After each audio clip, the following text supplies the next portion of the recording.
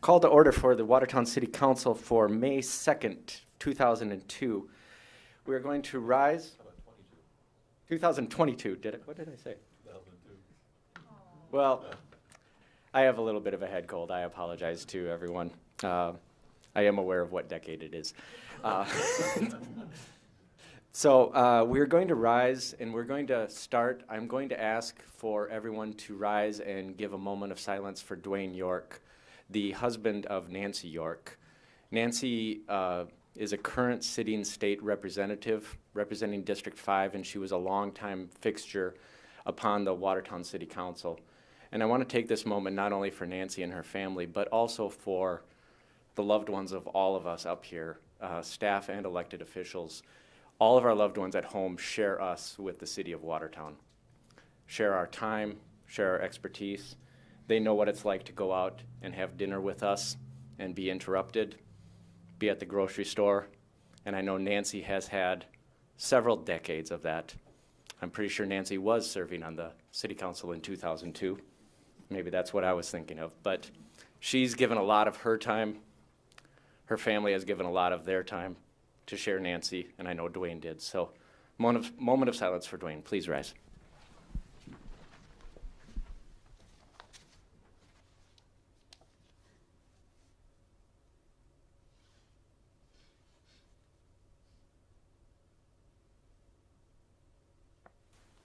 All right, thank you very much. We are going to have our prayer given by Joe Vitek from Divine Providence of South Dakota. Joe, take it away. Thank you. Let us pray. Good and gracious God, we just thank you, Lord, so very much for this day, and we thank you, Lord, for this city government.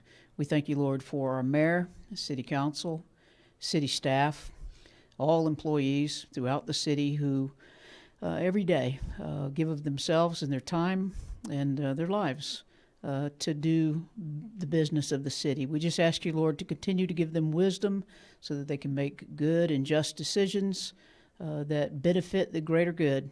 We ask you, Lord, to bless them this evening in particular as they go about doing the city's business. We ask all of these things in the name of your Son, our Lord, Jesus Christ. Amen.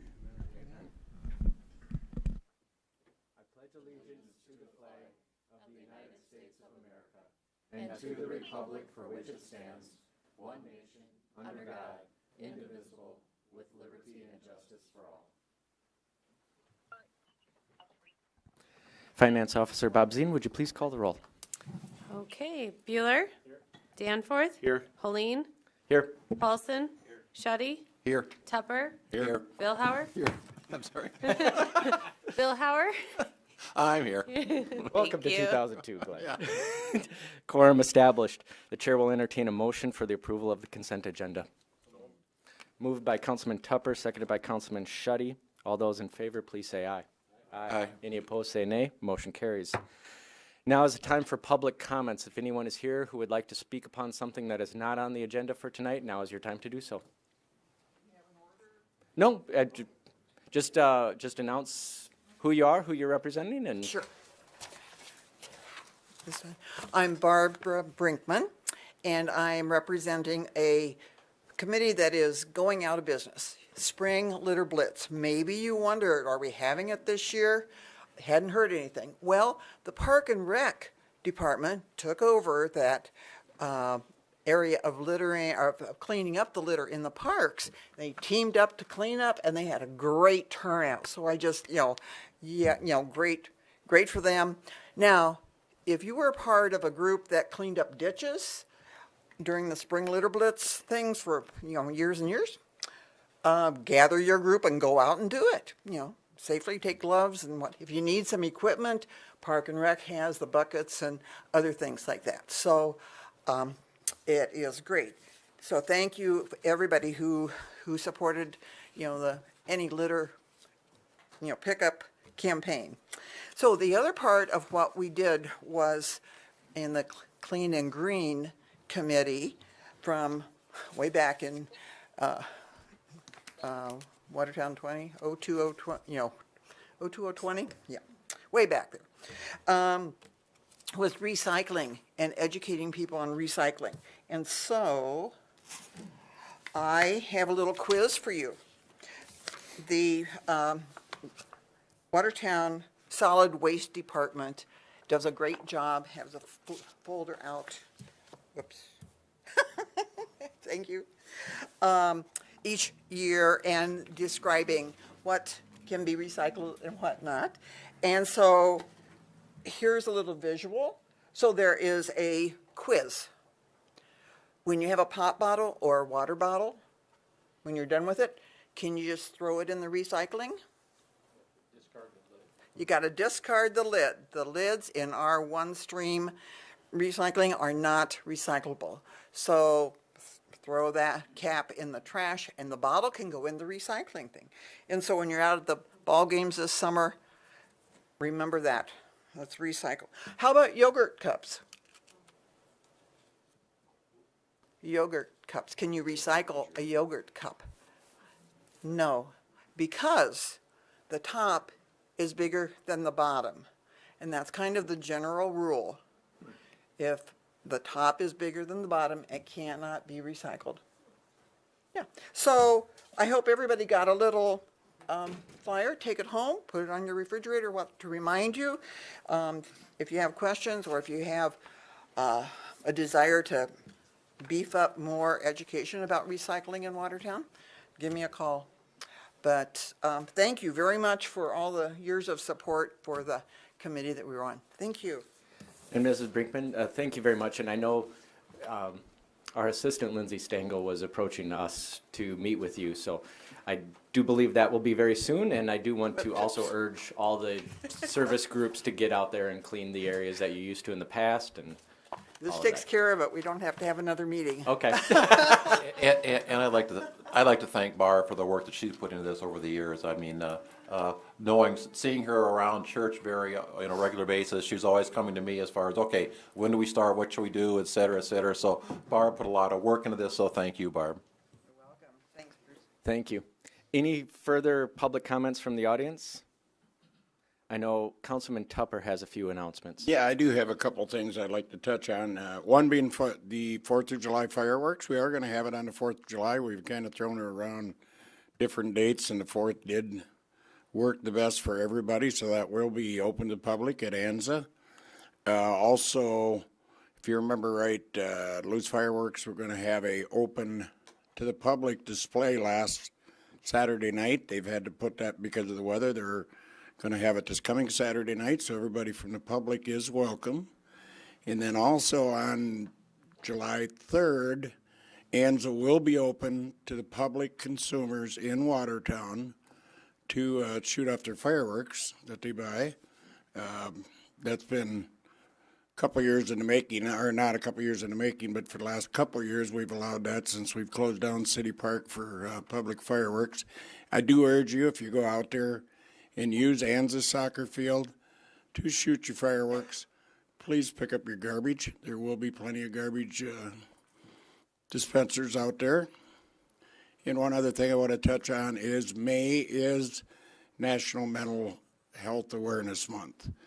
And I think, if we all think about it, we're in a mental health crisis right now. Our whole country is. And I think we need to, if we see something, hear something, we need to say something. We all have individual friends, family members, whatever, that are struggling. There is help out there. So being National Health Awareness Month, let's all do our job and help our neighbors, help our friends, and let's get some things rolling there. We don't want the statistics that we saw last year in Watertown would double the rate of suicides. So the city has a lot of great entities that can help, not only city but county, but the police department has put on a mental health officer. I think was very, very important. Let's help our neighbors. So thank you. Thank you very much. Any further public comments? Seeing none, the chair will entertain a motion to approve the agenda, but with a few alterations. We are going to be moving item Q, I think it is, item Q to the top of the agenda. And then we are also going to be moving item P to number 2 because I see a few people out in the audience here who would like to see item P, which is the airport agreement, rather than have that be last. So Q and P in those orders will be taken up at the beginning of the council session. I also want to acknowledge to everyone watching that item A, which was the second reading of the amendment of the zoning map for the planned unit development out at CAC's 4th edition at Lake Pelican, has been pulled at the request of the person who was asking for it. That has been pulled. We will not take that up at all, okay? And for those of you wondering what that means that it goes back to the original owner, the original development, and as far as we know, it's still the developer's decision, but it goes back to the single-family housing development that it was intended to be. So that is where that stands as of now. Any further comments on the regular agenda as I described it? With that, the chair will entertain a motion to approve the agenda. Made by Councilman Villauer, seconded by Councilman Paulson. All those in favor, please say aye. Aye. Any opposed, say nay. Motion carries. With that, we are on to item Q, an acknowledgement of bid package number 1 with bid alternate number 1 for the ice arena project and authorization of award for RJM to proceed with engineering and design services for the bid categories outlined in the recommendations for award letter in the amount of $416,600. We'll go to our city manager, Amanda Mack, for more information. Thank you, Mayor. On March 31st and April 12th, bids were received by RJM, our construction manager at risk, for bid package number 1. This included the precast walls, precast plank, precast bleachers, steel fabrication and supply, and roofing. The total recommended, as you mentioned, is $416,600. This will provide us the engineered shop drawings. It will hold our place in line for production and sets the price for those items. The overall total bid for these 5 bid categories was just $7.7 million. The balance for this project will be brought to the council in July at some time. We have Dick Strasberg with us, our owner's rep, and we'll stand by for any questions you might have. Sorry. Thank you very much. We don't need to do a public hearing on this, but before I allow Dick to testify, the chair will entertain a motion from the council to approve the big package made by Councilman Bueller, seconded by Councilman Tupper. Dick Strasberg, would you please come to the microphone and give us more information on this?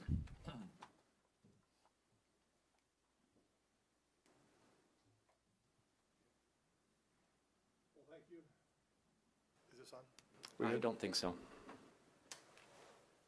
Here we go. Let's try this one. There we go. Yep, thank you. Okay. So yeah, I'm Dick Strasberg with Tegra. So RJM has taken the plans that were prepared by 292 Architects along with their consultants and went out to the market on it to get these numbers that we've discussed here. Something that's unusual given our circumstances here is that we're looking at buying these things out early. For example, buying out roofing right now. Some may wonder why we're looking at doing that. Given the cost escalations that we're seeing in the market and the projections for further increases, we're trying to lock these numbers in. So just to clarify on this, what we're doing this evening is simply paying to have the engineers at each one of these companies prepare shop drawings. Shop drawings are the drawings that are used for actual fabrication, and it's a considerable effort to do that. And it also locks us in on the price, and it locks us in on the timing on it. So that's the purpose on it, and as the members of the council are well aware of, this has been vetted out probably more than anything I've seen in my career, because these are tough decisions on going through and looking at basically spending additional dollars for design and engineering before we know the total project cost. And so I think this has been probably vetted out probably more than I've seen. So you guys have all spent a lot of time on it, and I'm here to answer any other questions you have. Thank you very much, Mr. Strasberg. Chair will open it up for questions or comments from the council.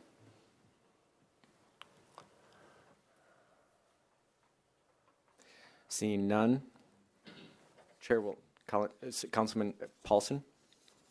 Thank you, Mayor. I guess I just wanted to acknowledge that we are accepting alternate one as part of this, Yes. and that should be a big statement from us that we want to move forward with this project, and hopefully that translates to the public too, showing that we're dedicated to this project. Thank you, Councilman. City Manager Mack, you had something to say to that. Thank you for the reminder, Councilman Paulson. Bid alternate 1 builds out the space for the junior team. We're including that in awarding of this initial package. Thank you. Any further comments or questions before I will speak to something about this? All right. Thank you very much. I just want to always make sure that someone else has a chance to speak before I do. I just want to thank Mr. Strasburg and the entire council for the deliberation that you have put to this project recently, but also going back for a year. It has been a long time coming. The circumstances that we are dealing with are unprecedented at least in my lifetime, and I think that you'd probably have to go back to the 1930s to get economic upheaval as we have seen in the past year. And we're just trying to deal with it as best as we can while still moving the project forward as best as we can, because we do believe in the future of Watertown.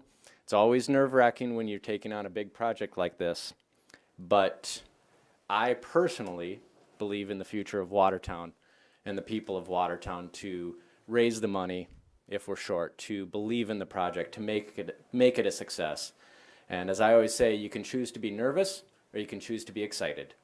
I choose to be excited for the future of Watertown, and that's where I go forward on this. And it's just this is a big step, because this is finally, we have moved beyond the theoretical stage. We are actually ordering the steel. We are finalizing as best as we can what we can at this point. This is a big step moving forward. We've still got a lot of work to do. And I know that there's going to be a lot more information coming out to the public, a lot more information coming out in the next couple weeks. And we promise that. But up until this point, everything was just theoretical, because we did not have a bid. We did not have hard numbers. That's what we were waiting on. The wait is over, so more information is going to be coming. Mr. Strasburg, would you agree to that? I agree, and I think that some of the things that were mentioned earlier in terms of why we're doing this, we sort of put an exclamation point on that too. It's important that we lock down the things that we can so the costs don't increase further. Thank you very much. Yeah, it's doing our due diligence to lock down the costs as best as we can in today's economic environment. Seeing no further comments or questions from the council, the motion is to approve the bid package number 1 with bid alternate 1. All those in favor, please say aye. Aye. Any opposed, say nay. Motion carries. Item P is an approval of professional services agreement with Volair Aviation and authorizing the city manager to sign all applicable documents. We'll go to our Public Works Director, Heath Von Eye, for more information. Yeah, thank you, Mayor. We are currently under contract, as the council may be full well aware, with a company called ArcStar Aviation Consulting, and they've been performing our marketing services now for the past few years. That contract has come to an end here this May, and we have worked with the airport board in deciding how to move forward with those services. What we've done is put out a request for proposals and sought out proposals for not only marketing of our aviation services, but also development services as well for air service development. With that, those two different levels of services, it was a potential that we'd end up with two different consultants at that point. We did receive a mix of proposals from several consultants that provide those kind of services.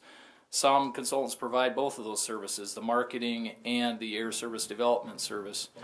We assembled a committee to review the proposals and included city staff and airport board members.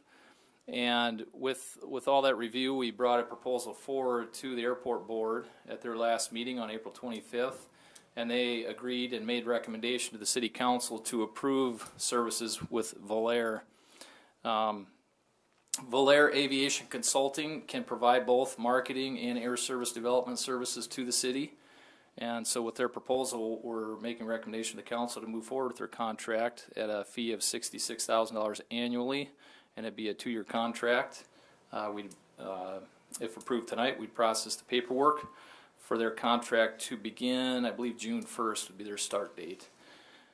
With that brief synopsis, we've got several people that put a lot of work into this. Mike Tomlinson's online with us from the airport board. Jerry Reiber's in the crowd here tonight. He's airport board member. Rich Mogg is with us tonight. He's the acting airport manager. And that whole crew, that team of people, and I will stand by for questions, but we have a lot more detailed information depending on how the discussion goes or what more the council may have interest in. Thank you very much.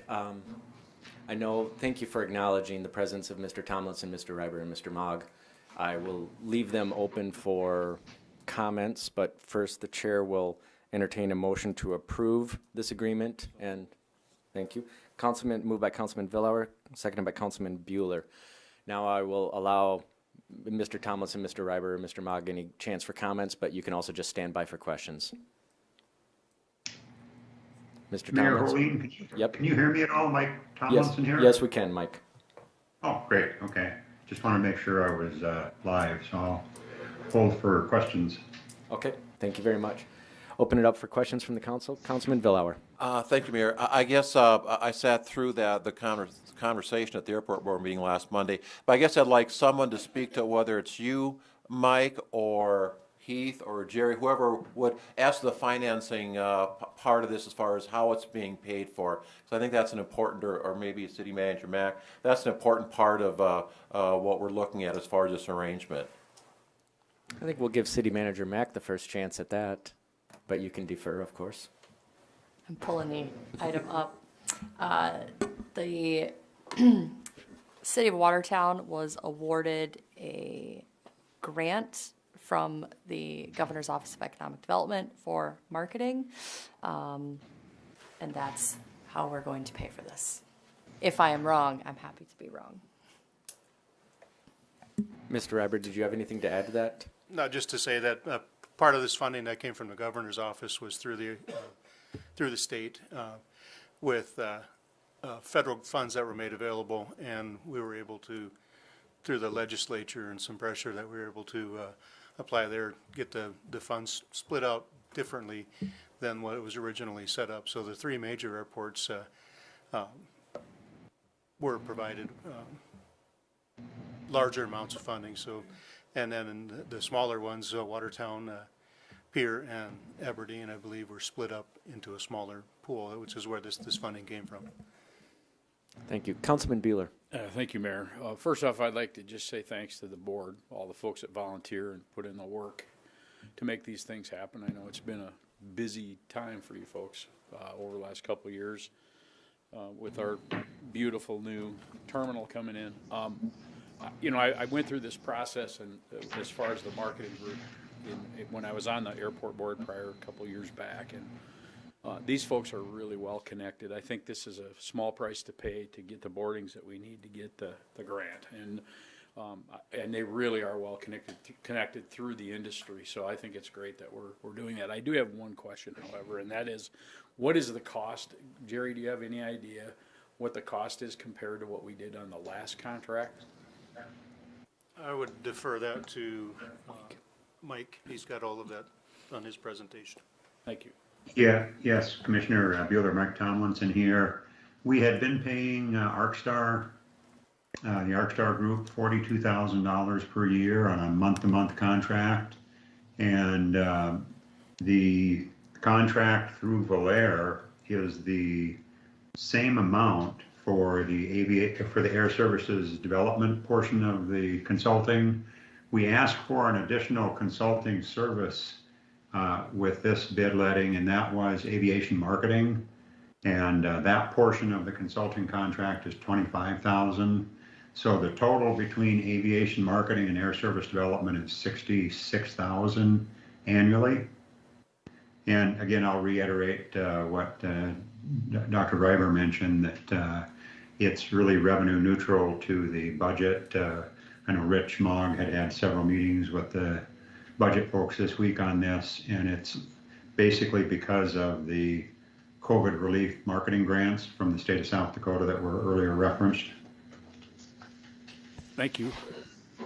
Councilman Tupper? Oh. Sorry, Councilman Danforth was ahead of you. Councilman Danforth. Jerry, if we were to look back or look forward in what our expectation is, what will we see from this company from a marketing standpoint? What will be the, I understand the end results try to get employments, but what will we physically see from this agreement? We have Mike Mooney online here too as the consultant, and he could maybe answer that specifically of what they intend to provide. Mr. Mooney, yes, are you able to hear us? Yes, good evening, everyone. Mike Mooney, I'm one of the managing partners with Volair Aviation Consulting. And the question I'm hearing is, what will the marketing look like? Well, our people will first of all, we'll come in and work with you to evaluate what marketing you're doing now. And my employee, my specialist who will be doing your marketing work, she is not on this call. I apologize. It's just me. But we have a protocol that we follow to evaluate small community air service marketing. And then we have protocols that we will offer to you as to how to proceed. So I can't answer very specifics that we'll buy 5 billboards and 3 radio ads and do this on social media, but we will evaluate across the entire spectrum of air service marketing, which is very broad these days with so much done on the internet. But also we respect and use traditional media, TV, billboards, radio, etc. Follow up, Councilman? I'd also add that through previous leakage studies, we know where some of the leakage is at, and it's targeting those types of things. But that also is a area that we'll look at is once again renewing what's the leakage, where are people traveling out of, and how do we convince them or market them to travel through Watertown. We have a lot of opportunity through that. Mr. Reiber, what do you mean by leakage? So leakage is people going other places that fall out of our market. So people that live in Watertown or in our market and choose to go to Minneapolis or Sioux Falls to fly out when we could provide that service so they could get to the same destination from here. And so identifying those people, and we have a lot of room to grow. Thank you. I don't know if Councilman Villauer feels the same way. I spent 2 years as liaison to the airport board, and the terminology that's used at airports is, yeah. Well, no comment on that. Councilman Tupper. I think we all understand the marketing aspect of it, and anybody can answer this that's here or online. Can you kind of describe a little bit more about the air service development part of it that comes along with this? I'll jump in real quick, Mike Tomlinson, and then I'll let Mike Mooney tag on. Air service development is really the product, and then marketing is, of course, the marketing of that, and the product being, do we have good service? Do we have jet service in Watertown? Is it with an airline that has good interline agreements and co-chair agreements, which are really just the flying customer's ability to buy their ticket online if that's what they choose to do, or buy it through a travel agent. Is that process easy and seamless? Is the baggage process such that they can check their bag all the way through without any difficulty? Do they get frequent flyer points? So it's kind of that integration between a regional carrier, which we've always had with the EAS contracts here, that regional carrier being able to link up with a major like United or Delta or American. And there's certainly a lot more to it than that, but providing a good product for the consumer so that they wouldn't need to or feel inclined to drive to Sioux Falls or Minneapolis. I'll throw one quick little statistic over and then turn it over to Mike.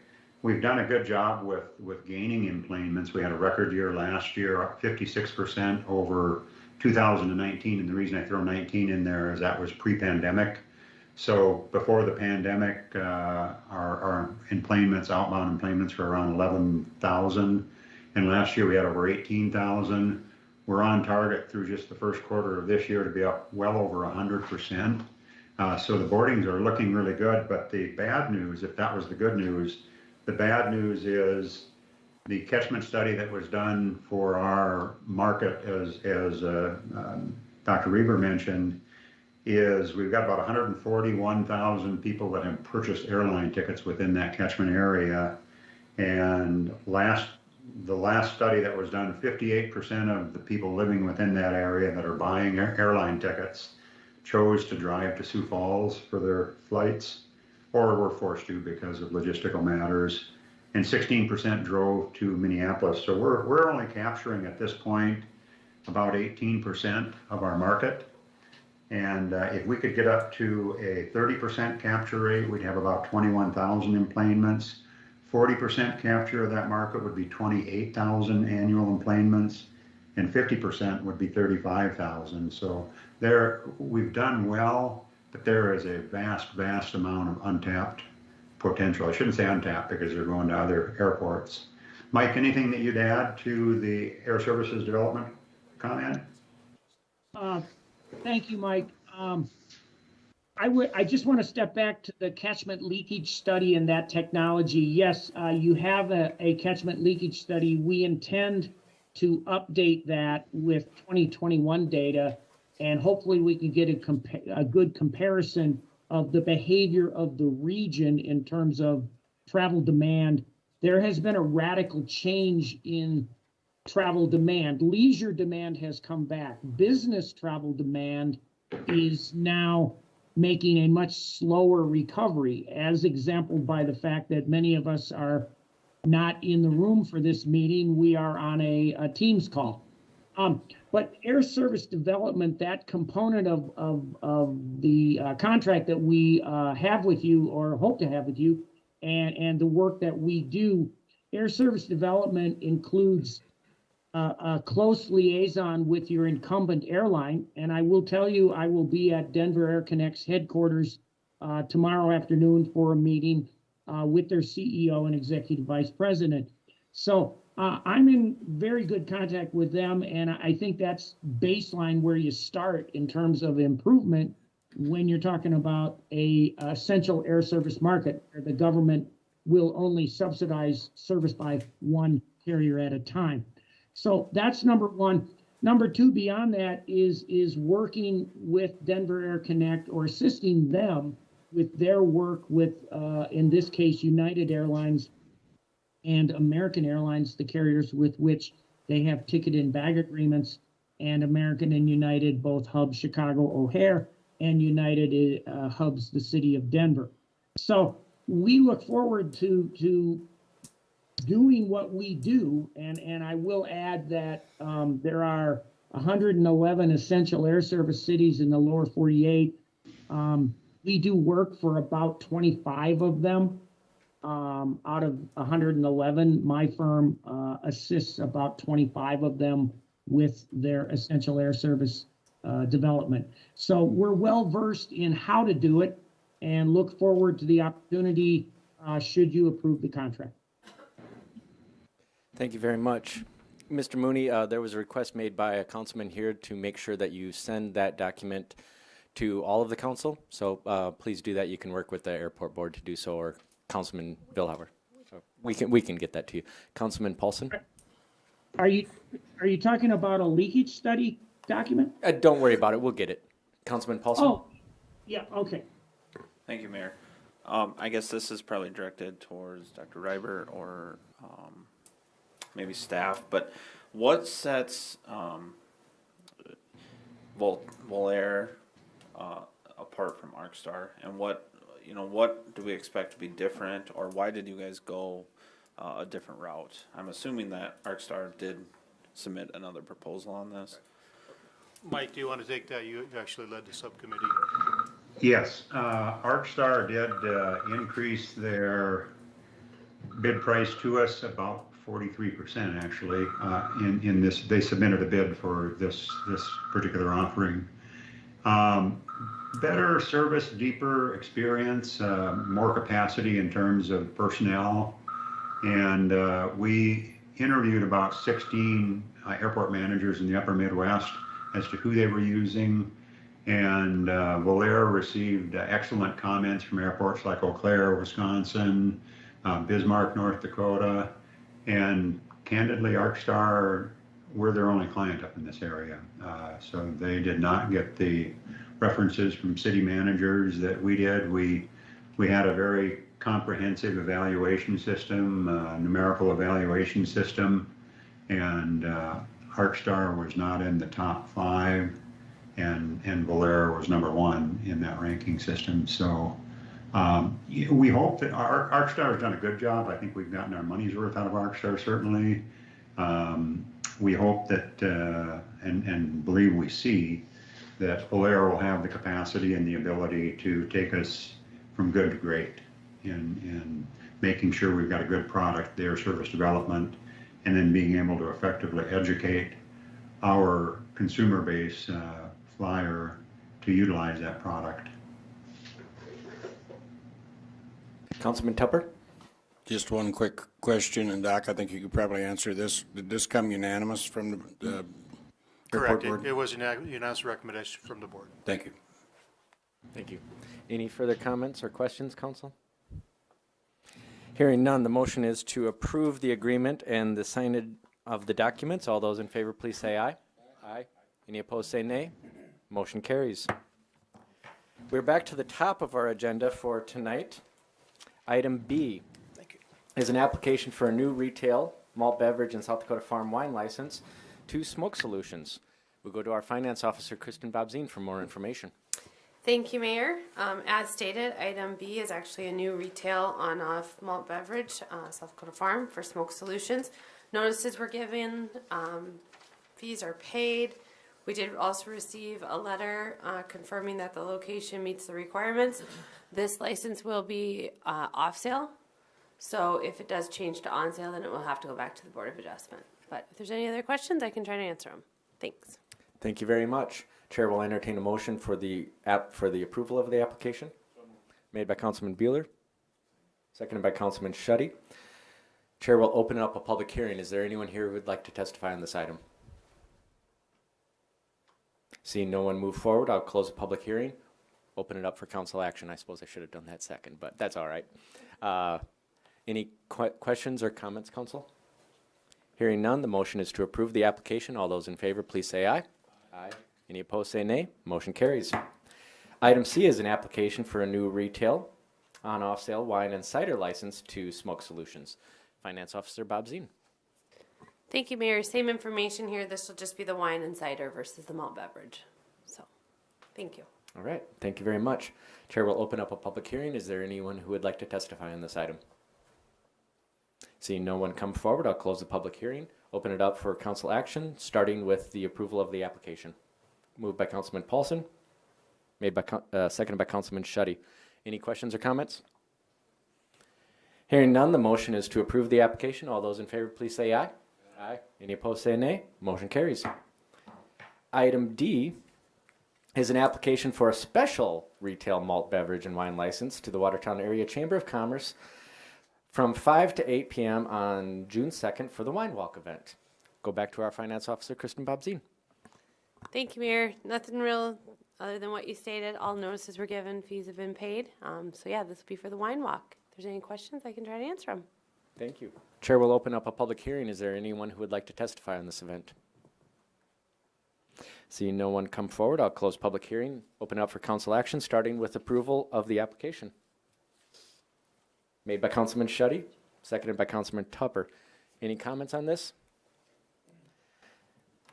Hearing none, all those in favor of approving the application, please say aye. Aye. Any opposed, say nay. Motion carries. Item E is an application for a transfer of ownership of a retail malt beverage and wine license and video lottery license from D&M Entertainment, Little River City, to Little River City LLC at the same location. go back to our Finance Officer, Kristen Bobzine, for more information. Thank you, Mayor. This did actually come before the council. I think it was in January. The application was sent back to us from the state of South Dakota. After reviewing it, the ownership for M&M was actually put as the person, not the business, so they kind of rejected it. So this is us taking that action to transfer, but otherwise everything else is in order. Thank you very much. I will open up a public hearing. Is there anyone who would like to testify on this item? Nobody's coming forward. I will close the public hearing, open it up for council action, beginning with the approval of the application. Made by Councilman Tupper, seconded by Councilman Danforth. Any questions or comments, council? Hearing none, the motion is to approve the application. All those in favor, please say aye. Aye. Any opposed, say nay. Motion carries. Item F is an application for a transfer of ownership of a retail malt beverage and wine license and video lighter license from D&M Silver City Casino to Silver City Casino at the same location. Finance Officer Bobzine, do a better job than I did in explaining this. Thank you, Mayor. This is the same thing as the previous one. So this is the transfer of ownership. And so location stays. This was another one where the owner had placed their name and not the business. So the state rejected it. But this will clean that up. All should be good. All right, thank you very much. Open up a public hearing. Would anyone like to testify on this? I will close the public hearing, open it up for council action, beginning with approval of the application. Made by Councilman Danforth, seconded by Councilman Schutte. Any questions or comments, council? Motion is to approve the application. All those in favor, please say aye. Aye. Any opposed, say nay. Motion carries. Item G is a second reading of Ordinance 22-13, amending the zoning map of the city of Watertown of a portion of Outlot X of Compesca Dunes second subdivision from R1 single-family residential to R2 single-family attached residential. For more information, we will go to our Public Works Director, Heath Von Eye. Yeah, thank you, Mayor. This is the second reading of a zoning map amendment that's been applied for by the landowner, the developer of this land. The vicinity map should be on the screen where we are located out in the Compesca Dunes subdivision. This is part of the fourth edition of this subdivision. It's at the intersection of 33rd Street Northwest and Golf Course Road. This area is part of the previous preliminary plan. That's, of course, our first place we check when the developers or landowners are coming forward with zoning applications. Let's check it off with the preliminary plan. As you can see at the preliminary plan, this darker blue area was planned to be R3 zoning designation. So these lots here, as are part of this zoning application, to be R2 zoning. They come close to the preliminary plan. They don't exactly match it, but close enough to process the application to bring forward without any concern. And then these remaining lots here would also become R2. That was also part of the preliminary plan. With that, this was recommended for approval unanimously by the Planning Commission, and I'd stand by for any questions with Senior Planner Brandy Hanton, who's in the crowd with us tonight. Thank you very much. I will open up a public hearing. Would anyone like to testify on this? I'll close the public hearing, open it up for council action, beginning with approval of the ordinance made by Councilman Tupper, seconded by Councilman Vilhauer. Any questions or comments, council? Councilman Danforth. If I can present this question to Heath or Justin, but where there's already the commercial storage units that are there. Now, the good thing is they're first, and then anything built around them will know what's there. But is that R3 lot? Are they required because they're commercial to do screening then to the adjacent properties to the north and to the west? You know, that's a good question, Councilman, if I may, Mayor. I would have to defer to Brandy. I don't recall that particular case, what kind of requirements or stipulations may have been put on it. But Brandy might recall off the top of her head, and if not, we can certainly find out.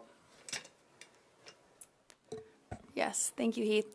So when the Board of Adjustment approved the conditional use for storage units, they did add a condition on there that they had to screen. And so we are still working.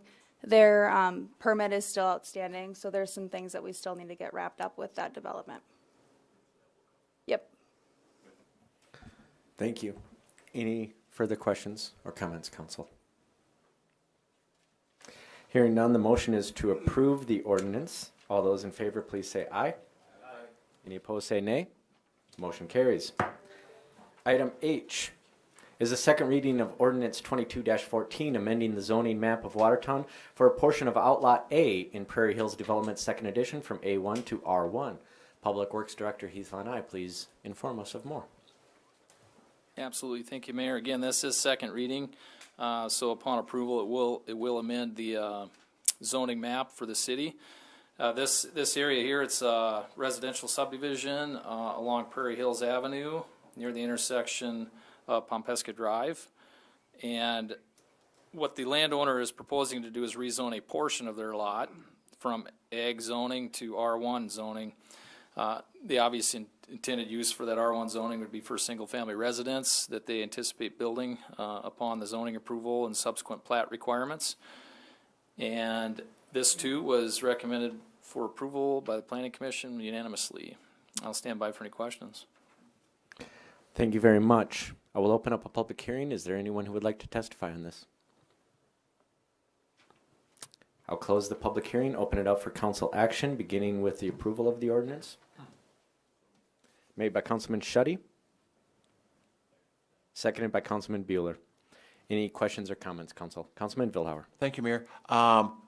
When this was, after it was passed by the Planning Commission, I did have a neighbor across the street reach out to me with concerns about potential flooding issues that it may cause on their property because of a house being built on what we're acting on. I did direct them to reach out to our acting city engineer, Justin Peterson. I guess if you wouldn't mind coming forward, Justin, just ask if they did reach out to you and have their concerns been addressed. Thank you. Yes, they did reach out. I spoke to them, and their concerns were addressed. So, thank you. Thank you, City Engineer Justin Peterson. That was who it was.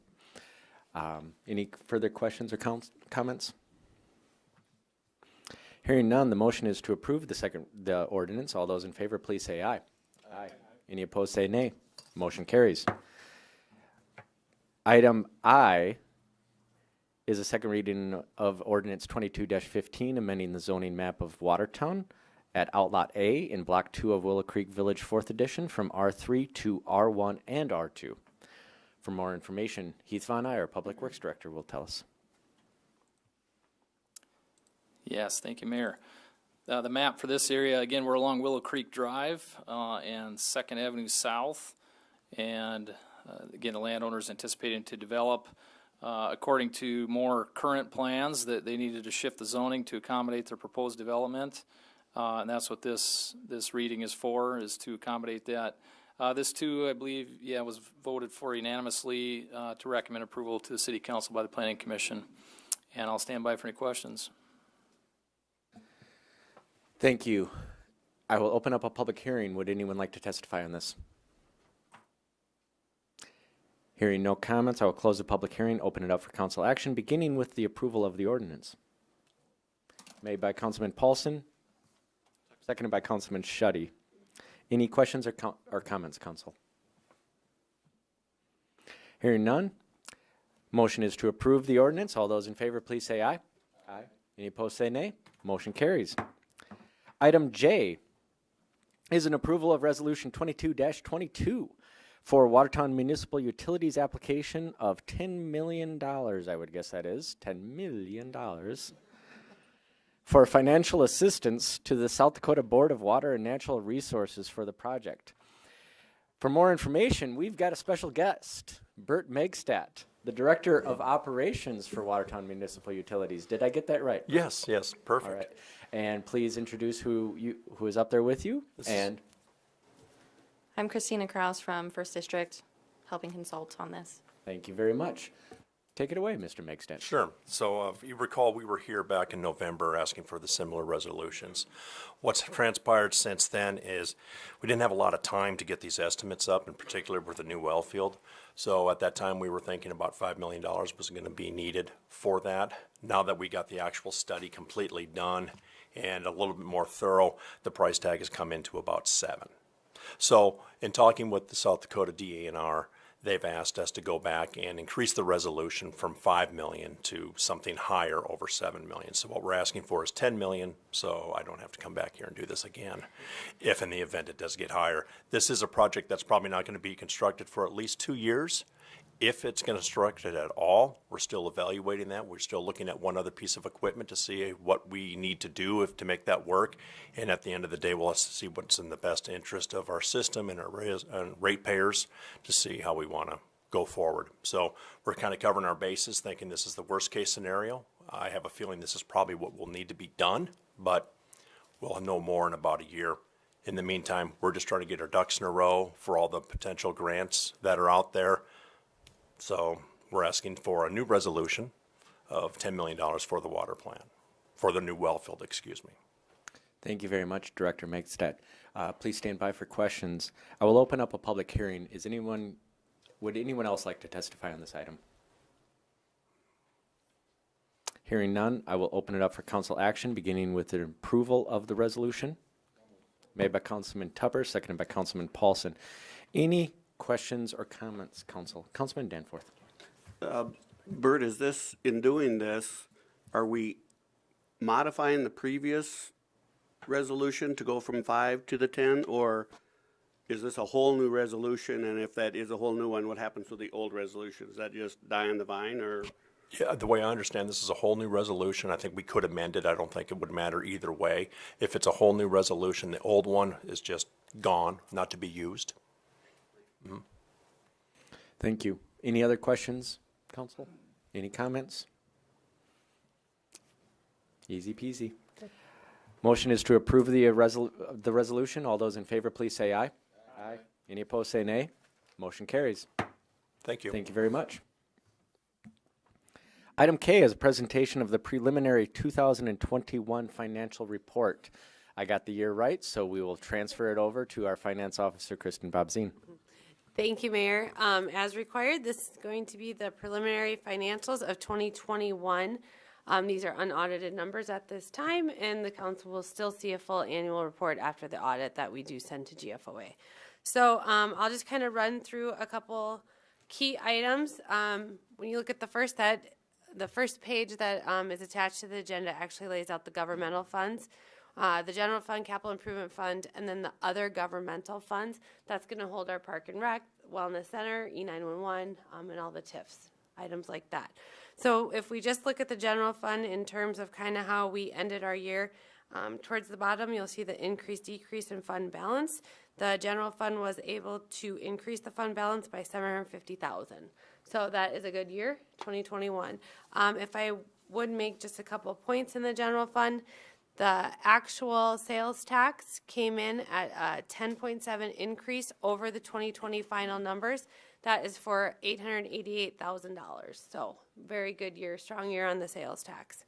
Some other areas, as we did with the medical marijuana, cannabis, we did see an increase in our licenses too as well. The snow budget, I was happy that we only used a little over half of that budget. So that also helps kind of put back those budgeted dollars. Police and fire also did a great job of receiving more grant revenue than what they budgeted. So we are a little conservative when we budget for our grants. If we don't know we're going to get them, you won't see them in the revenue side.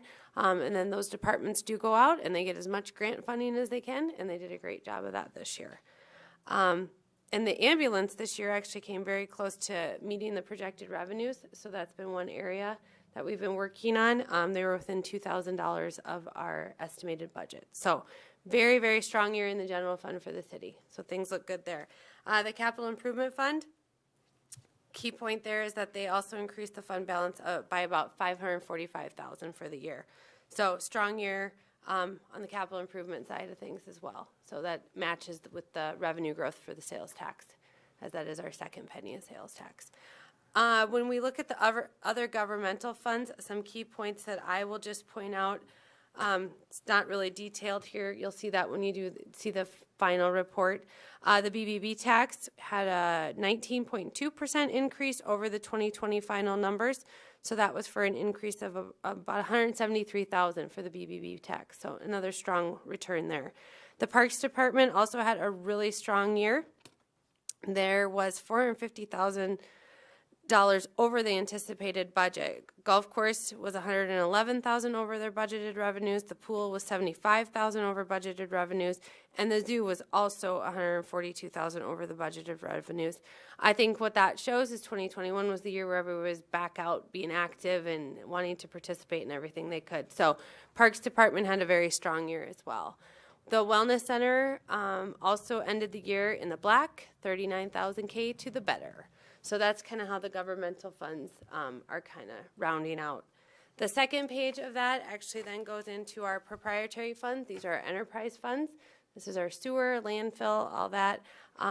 Really no big things to report here. Everything was strong. All of them saw an increase, revenue over budget, or revenue over expenses. So strong in that regard too.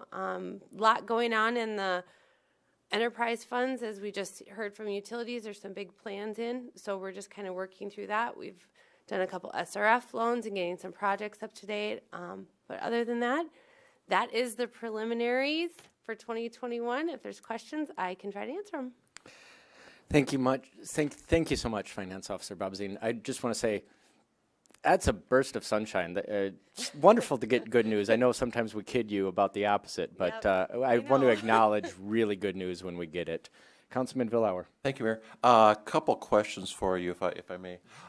Kristen, looking at both general fund and capital improvement fund, the intergovernmental revenues, are those COVID relief dollars that came in, or what are those? So a lot of the intergovernmentals that you see there in the capital improvement fund, one of the biggest ones is those STP funds. That's that stimulus money that we receive.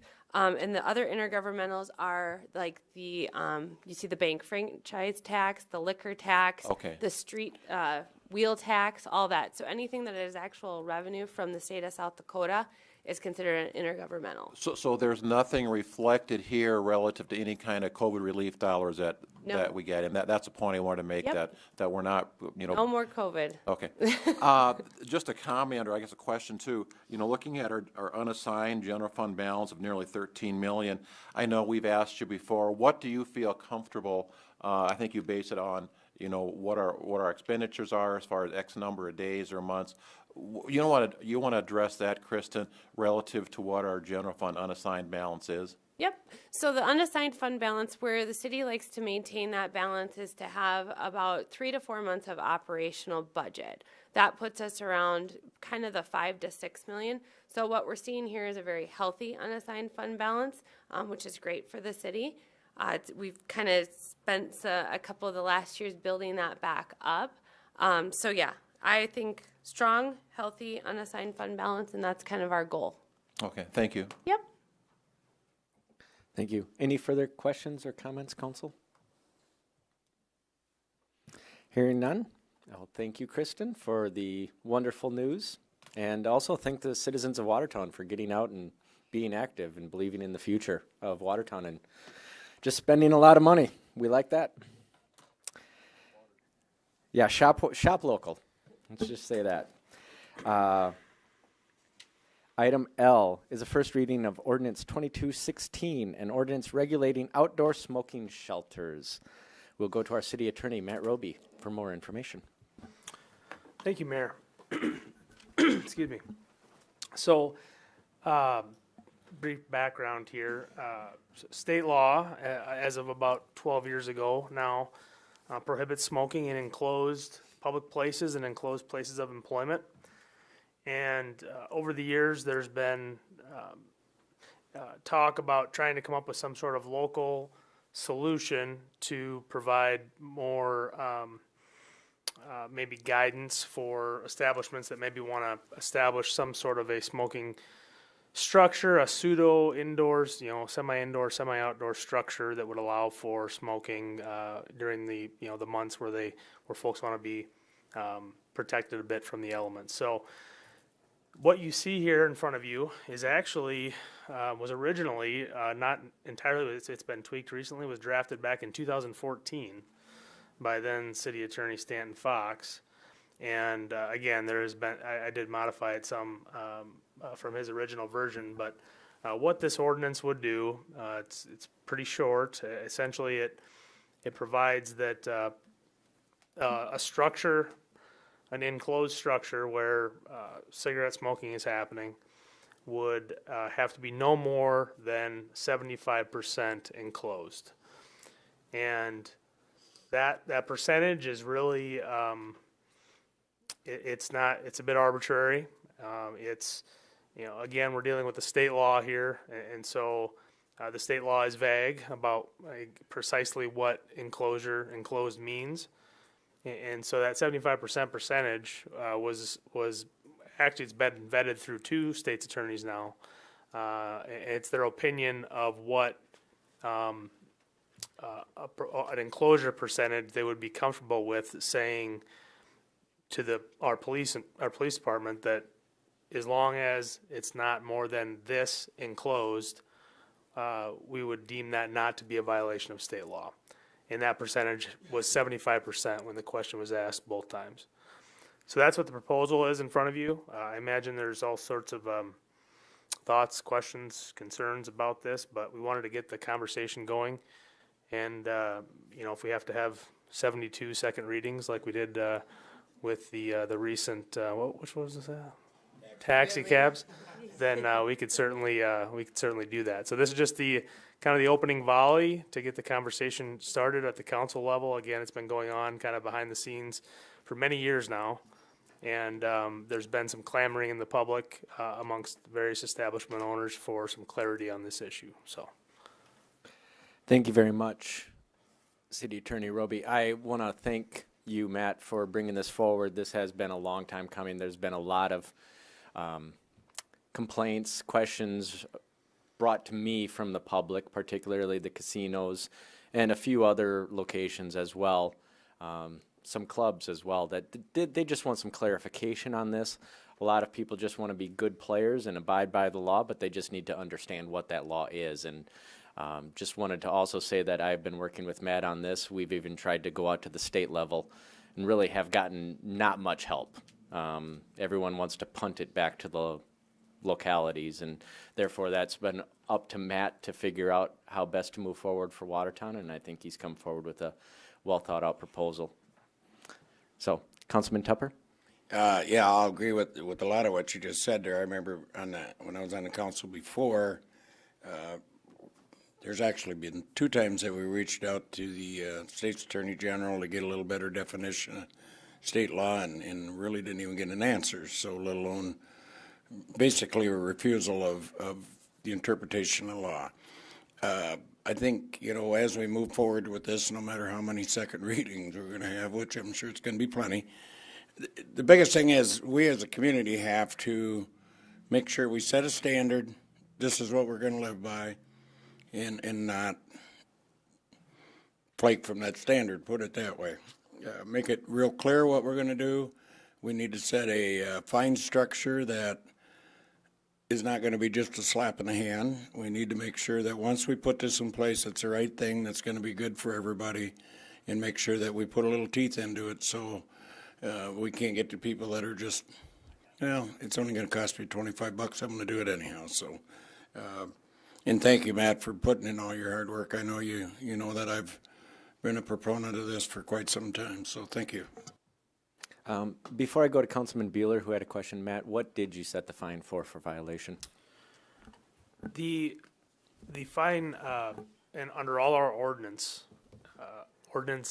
is $200 or up to 30 days in jail. So a violation of this new ordinance would fall under that parameter if we don't add anything additional. So right now, the state law penalty, it's a petty offense. So it's a $25 fine. So it would be an increase from the $25 fine. The most we could go under state law would be a $500 fine. So $200 is the standard in our ordinances, $200 across the board, essentially, with the exception of a few kind of unique wastewater issues. It's $200 across the board or 30 days in jail, but we have the ability to go up to 500. Thank you. Councilman Bueller. Thank you, Mayor. This is for City Attorney Roby. Question, could this be challenged according to the state law? You know, if somebody's at fault here, if somebody's arrested, could they challenge this?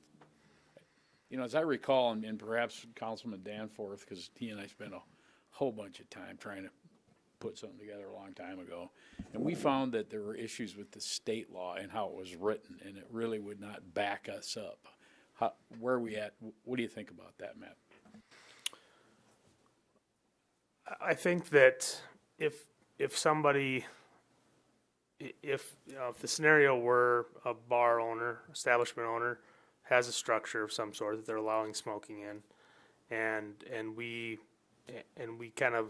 adopt this ordinance and we go out and we reference it and we say here's our ordinance, and you're just like you weren't. I mean, so what's odd about it? So just like you weren't complying with state law, now you're also not complying with city ordinance, and so therefore we're going to write you a ticket. You have to show up in court. The fine could be $200, 30 days in jail. I think that if they wanted to challenge that, I think that they would be unsuccessful. I mean, I think we have the ability to set these parameters under state law as long as we're not setting less strict standards in accordance. You know, that state law, again, as vague as it is, it prohibits smoking in enclosed places. And so as long as we're not allowing smoking in enclosed places, and this at 75% is kind of where we decided that line was, then I think any challenge would be without merit. Follow up? Yes, thank you, Mayor. Just a follow-up question, Matt.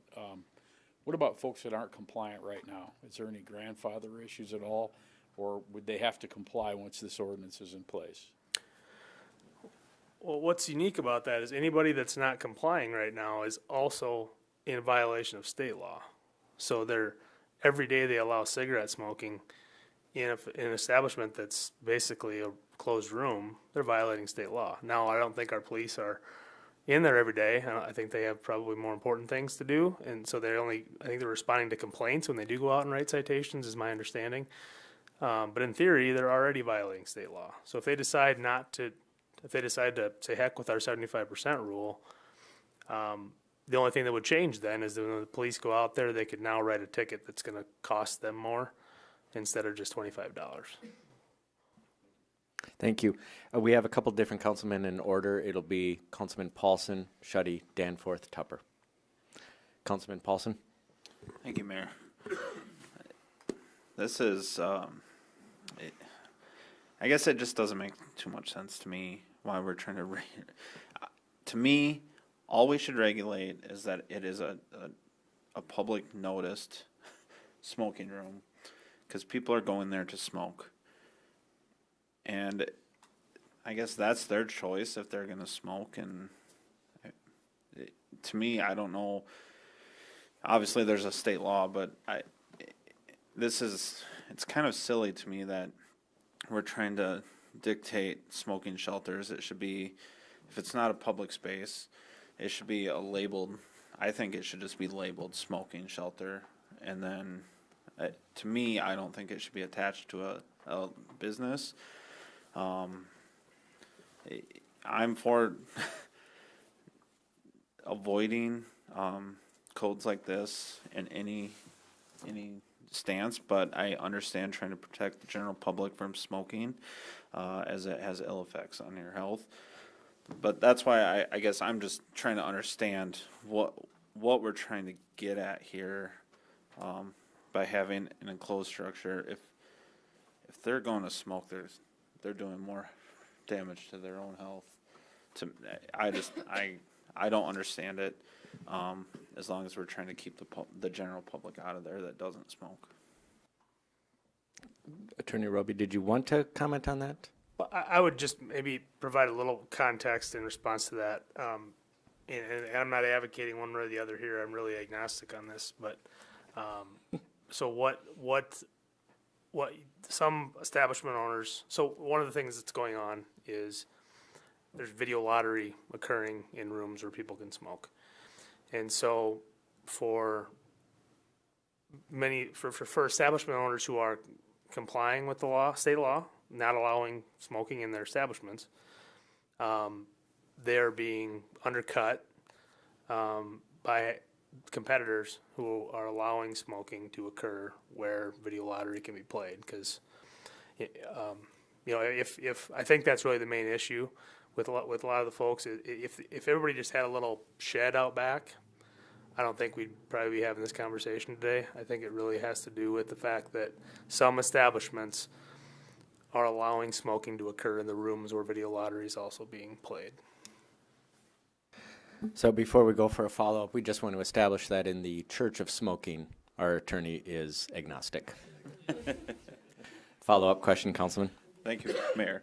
I guess if that's the case, if we're actually going to create this ordinance, I would make a suggestion that it would have to be a detached structure that's labeled smoking room or smoking shack or however they want to label it, as long as people know they're smoking. And I don't think there should be allowed gambling or allowed public use of that room. I think that's the intent of the state law, is to try to prevent people from sitting down and smoking. And I could be wrong. I'm not a lawyer. And I mean, I'm not here to argue intent either, by any means, but it's about public safety and health. And I just don't see what the purposes of this is. If it's not detached, then we're not really providing a benefit to the general public. Councilman, we'll get to you in just a moment with your other questions, but as long as we're pursuing this vein of questioning and this topic on this issue, I'm going to pursue this more by going to City Manager Amanda Mack. Thank you, Mayor. Matt, if you wouldn't mind sharing, a lot of this language came from the City of Aberdeen, so we're not blazing a new trail. If you could share how they've implemented this, what impacts they have seen, I think that's important information to know if we're treading down new paths here. Yeah, thank you, City Manager Mack.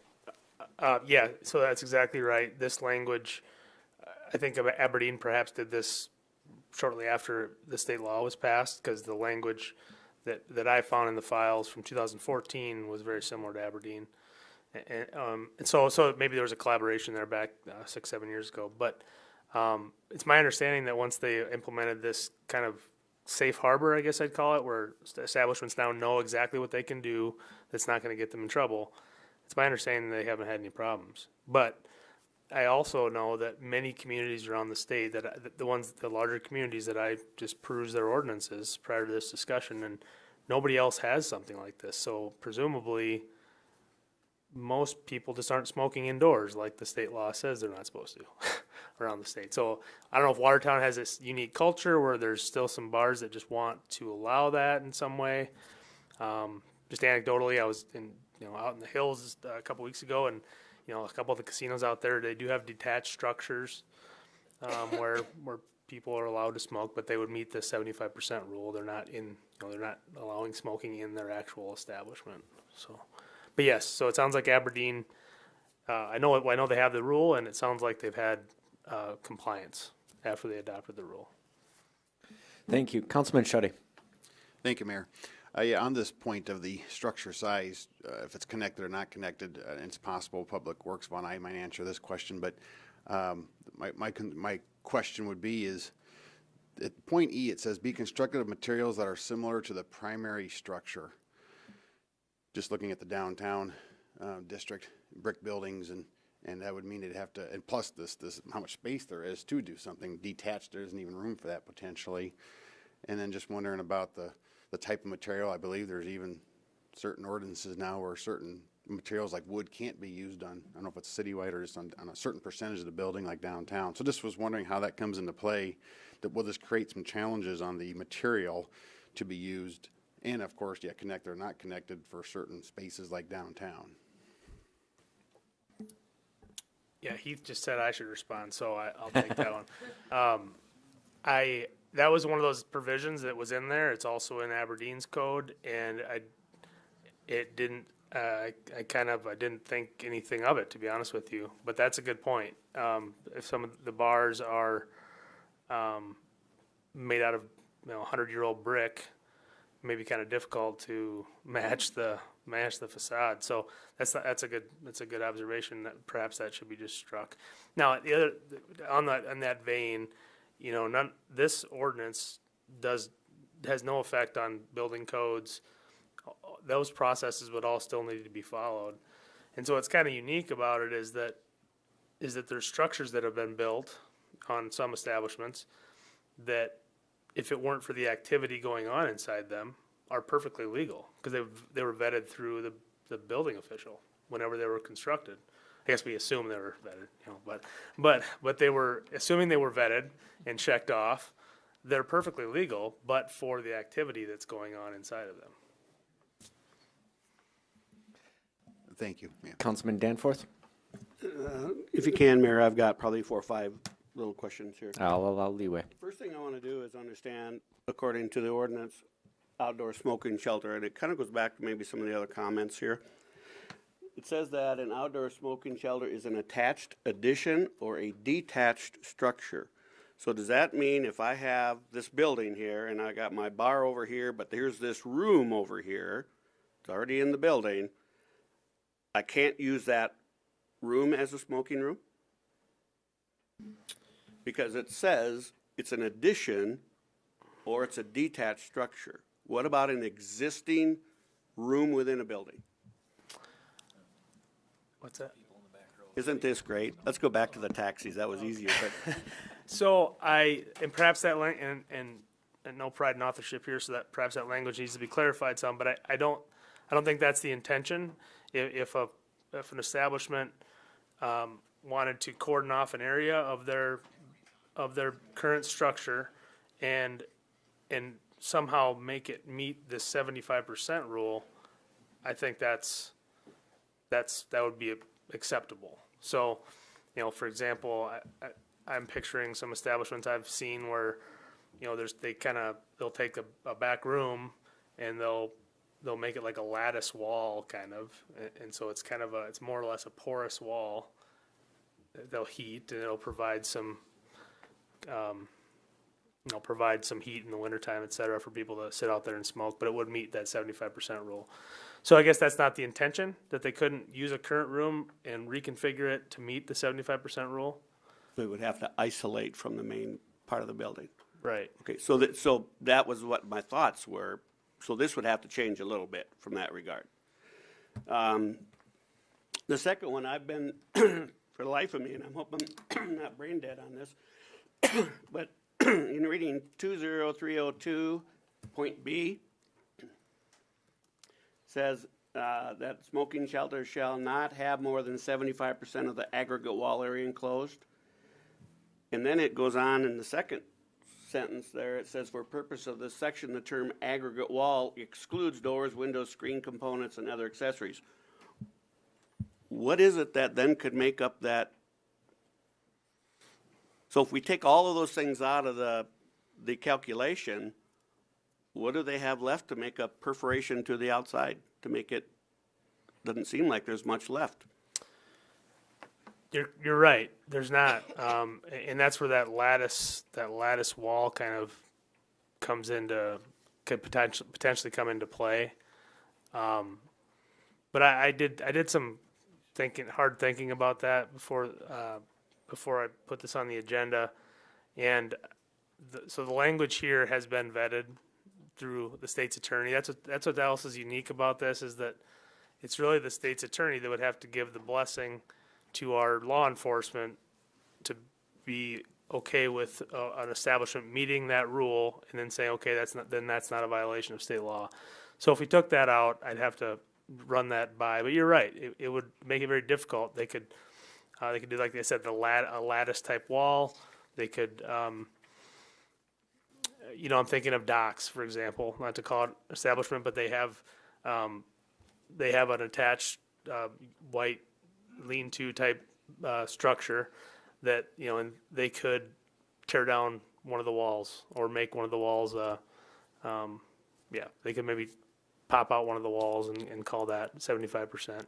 So I guess, I mean, there's probably a variety of ways to do it, but you're right, it does make it hard to meet that. Yeah, it seems like our goal should just be have, in some manner, just to have X percent that must always be open if there's smokers in there.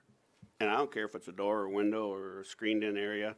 We want X percent that's open when there. It just seems simple. If I'm trying to build one of these or trying to run a business, this seems really convoluted. I'm going to end up making calls back here, find out what I can and can't do. You know, let's just pick a number and just say it's got to be X percent open at any time and be done with it. I don't care how you do accomplish it, but you got to have 25 or 30 or 35% impervious open air to the external walls. It just seems like it'd be a lot simpler. Next question is, when I was on the council last, I'm trying to recall if this is correct or not, but it seemed to me that we said there would be no lottery machines and there would be no food or beverage service in these areas, in these smoking shelters. What does this ordinance language say about those two items? Does it allow it or prohibit those two items? It does. It's silent, and so that's an item that could be added in for sure. I know that I'm talking to some folks with establishments here in town. You know, obviously that's some of the folks that were seeking some of this clarification. That would basically defeat the purpose of what they're trying to do, because they're trying to find a way to continue to allow smoking, modify their structure, allow smoking, and allow people to have video lottery. So, not saying you shouldn't do that, but that's what's been presented here. We could certainly add in the restriction on video lottery, because again, I think that really solves the competition issue, because people are worried about their competitors doing something that they can't. Yeah, and my last one is just a comment. I've had calls on this over when I was previously on the council, and I have since I've been back on the council. And whether you're talking $25 for a penalty or $200 for a penalty, I've been told, and I don't know the business, I've been told that a $200 a day penalty to allow smokers into your area to play video lottery, they'd pay that every day because they'll get more than that back on their profits from the play. So my question is we could go up to $500, but is there a point that we could, what's the word I want to use? What if is there a point at which we could go to the license and say we're going to suspend your license, so the first one's $200, second time is $500, third time we're pulling it for a week or a month? Can that happen within what's allowable? Yes. So every time, yes and no. So every time there's a renewal, a license renewal, the council, an alcoholic beverage license renewal, the council is making a judgment call on the location and the applicant. And so if at time of renewal, said applicant has 4 violations of state law, as it sits today without this ordinance, the council could say, you know what, you're no longer, an upstanding citizen, and so we're not going to renew your license. So what's kind of quirky about our state and local regulation of liquor licenses is that the council gets a say at renewal time, but in the interim, only the state can revoke licenses until the renewal. So if something happens between renewals, the council can't revoke the license. Can the council approach the state and say, here's what we want to see, will you support that? Or submit it to them on it? Here's what's happened, from what I'm being told, is the people that are violating this are knowingly violating this, and they're just snubbing our nose at what our rules are. They don't care. And I agree, I don't remember if it was Randy or if it was Colin that said we got to put some meat to the bone here in regards to penalties, because otherwise that's what we're going to get. And that's frustrating that we don't get support from businesses that we are the governing body in regards to the approval of their licenses, and we get snubbed. And it isn't fair to the other people that are doing what they need to do in order to be in compliance. So you're saying, no, we can't say the first one's 200, second one's 500, third time in a year, whatever it is So we're pulling your license for 30 days. So currently under Title II, where this is where this is proposed to be inserted, there is language on the penalty clause that allows for it kind of makes just a blanket statement that revocation of any of the above licenses is a possible penalty. But again, the only thing we would have authority to do, I mean, you could write it into the ordinance and say, after X amount of time, the council there's going to be a presumption that the council won't renew your license. You could write something like that.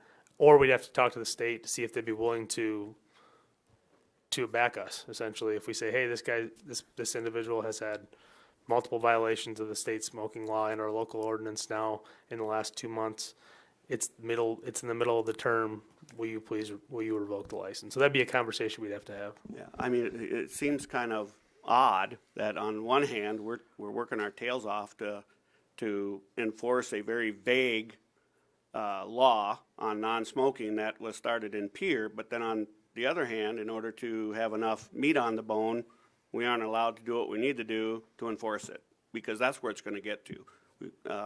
I think we should have a progressive penalty on it, and some language in there in that regard, and I think our intention should be revocation of a license for a period of time, and see where we get with that.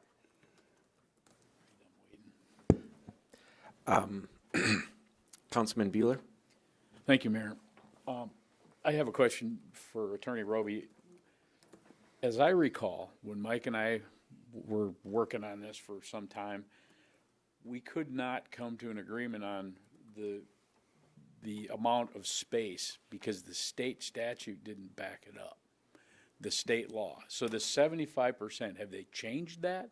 Has that something that's been changed since that law came into being? Because we were always concerned about how ambiguous that law was. And that's why we backed away from it, because we didn't feel that we would hold water against what the state law was. So that 75%, I'm just wondering, are we backed up by the state law on that? Well, based on the records that I found, the Attorney General, I think you acknowledged, they said we're not gonna bless this. If you guys have talked to the state's attorney, you can make your own decisions. There was a letter from the state's attorney back in 2004 that blessed that 75%, that 75% threshold. And I've had a conversation with our current state's attorney that they're comfortable with that threshold.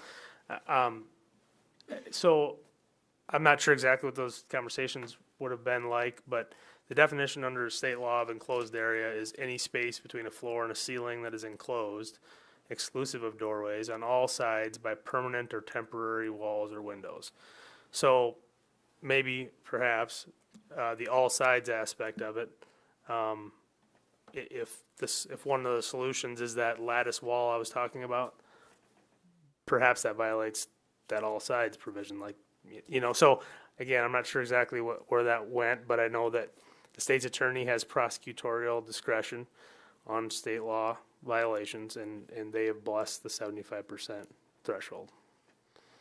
Comment, Counselor? Yes, thanks. I just have a comment. And, I don't know if we've kind of overlooked this a little bit, but I think one of the key reasons for this was the patrons, obviously, but also, for sure, the employees. And one of the reasons we were putting this together originally, trying to pen an ordinance, was to protect the folks that work there, and that's why we had it set up at one point where you didn't allow people to come in and serve food. So at the end of the day, whatever we do, I think it's necessary for us to protect those folks that might be hazardous from secondhand smoke. But the other thing I think is, I got to agree with Mike. I think if we put together some milquetoast ordinance here, I think we need to put teeth in this thing if we're going to do it or don't do it. That's my opinion. Thank you. Councilman Tupper. Attorney Roby, correct me if I'm wrong. Isn't there something in place where we can make a recommendation to the state for revocation license? Or does that only come along that one time of the year? No, and perhaps the finance officer knows a little bit about this, but I do think there is that mechanism. I mean, because really, the state's not in all of these communities checking on things all the time. So really, if something occurred mid-term that might rise to the level of revocation, it would come from the city more than likely. It's just That would be by form of request for revocation.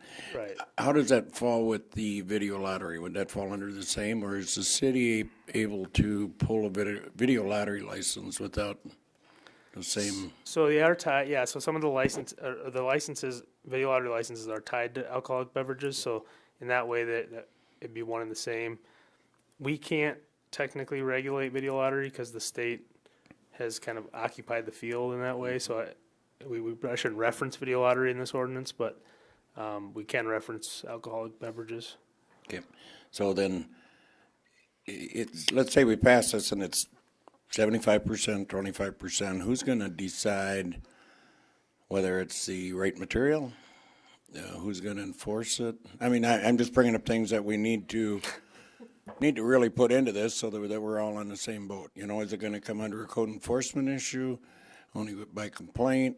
And it's not just casinos and bars. I mean, like I think few of the other ones have recommended it. And of course, that's where we see most of the complaints.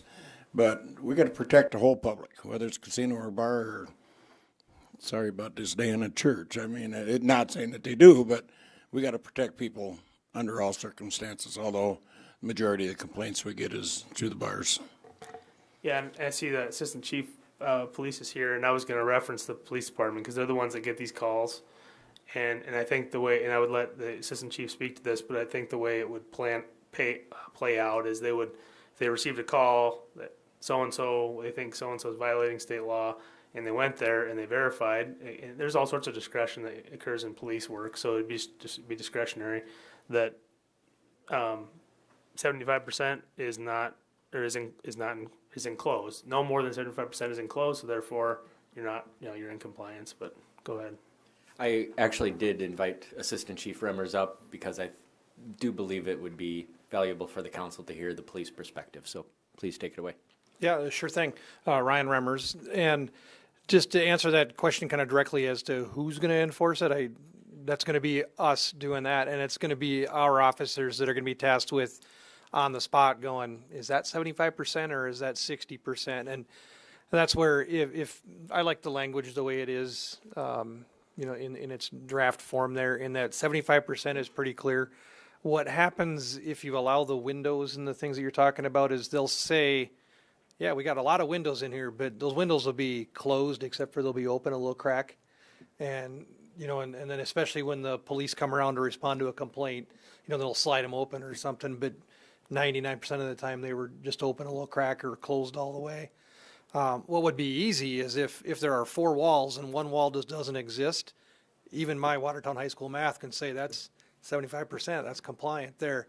But I know that we're not going to get to just have a bare open wall. It's going to be the lattice or some kind of structure where our officers are going to have to go, I think that looks like it's 75% open or closed or whatever. But simple is good, I guess. We have seen exactly what Councilman Danforth is talking about, I believe, with the complaints we'll get.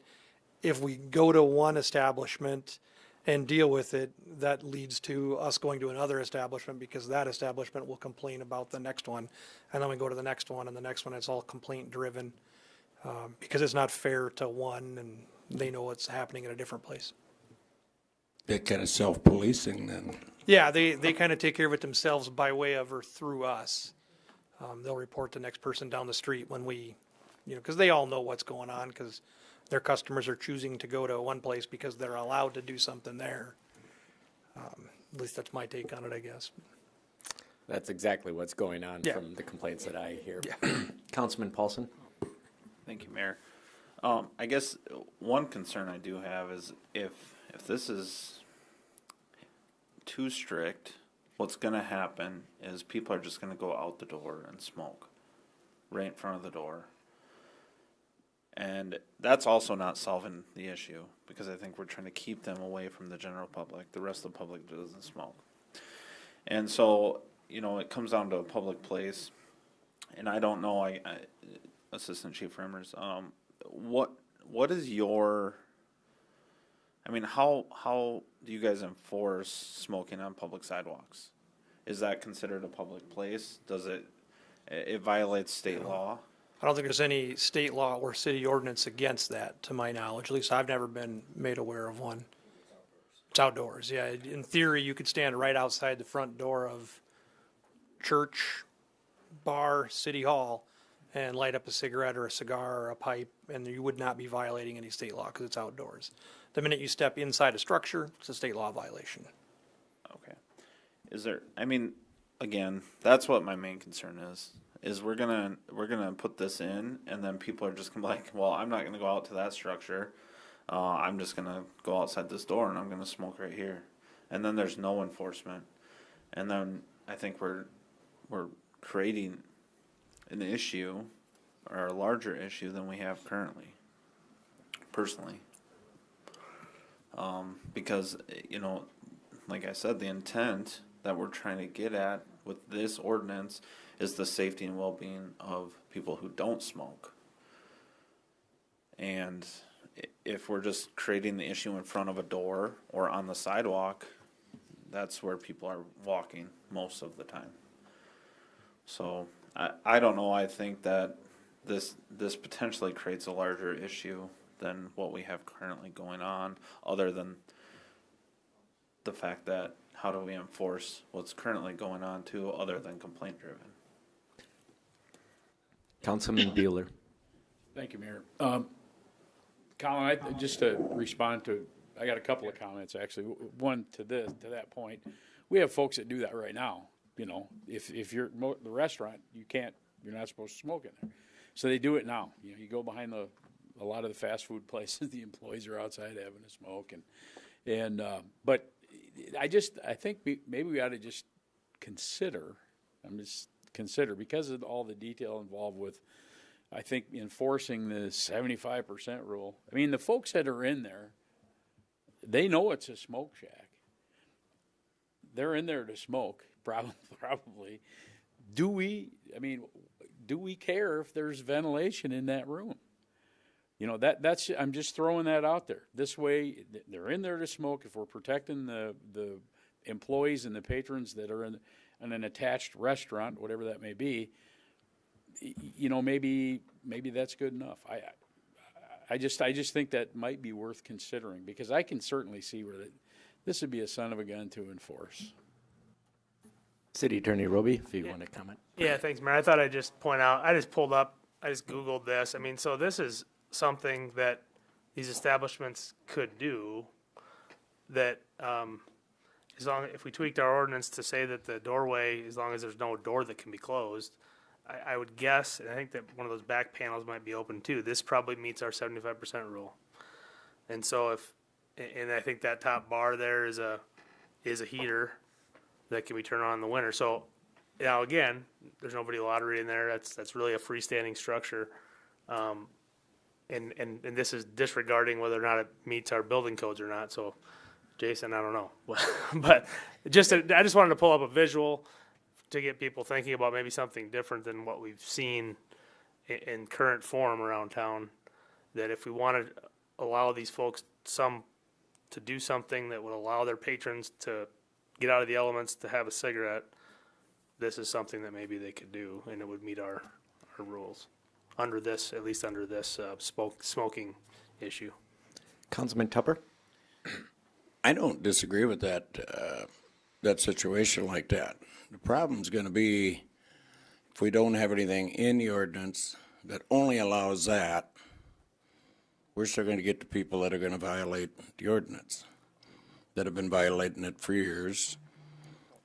What we're trying to do with this ordinance is strengthen it up so we can put a clear playing field across the line with all places. Not all places have the opportunity of having a big enough area to have a smoking or non-smoking type casino. So that's not a bad idea, but then we need to make sure that we don't allow anything indoors. I mean, there was a few places that used to have they bought those little storage sheds and put them outside, and that's what they use for smoking sheds, but then a few of those have even taken those away, so. I think it's, let's get everybody on the same playing field, whether it's a restaurant or casino or bar.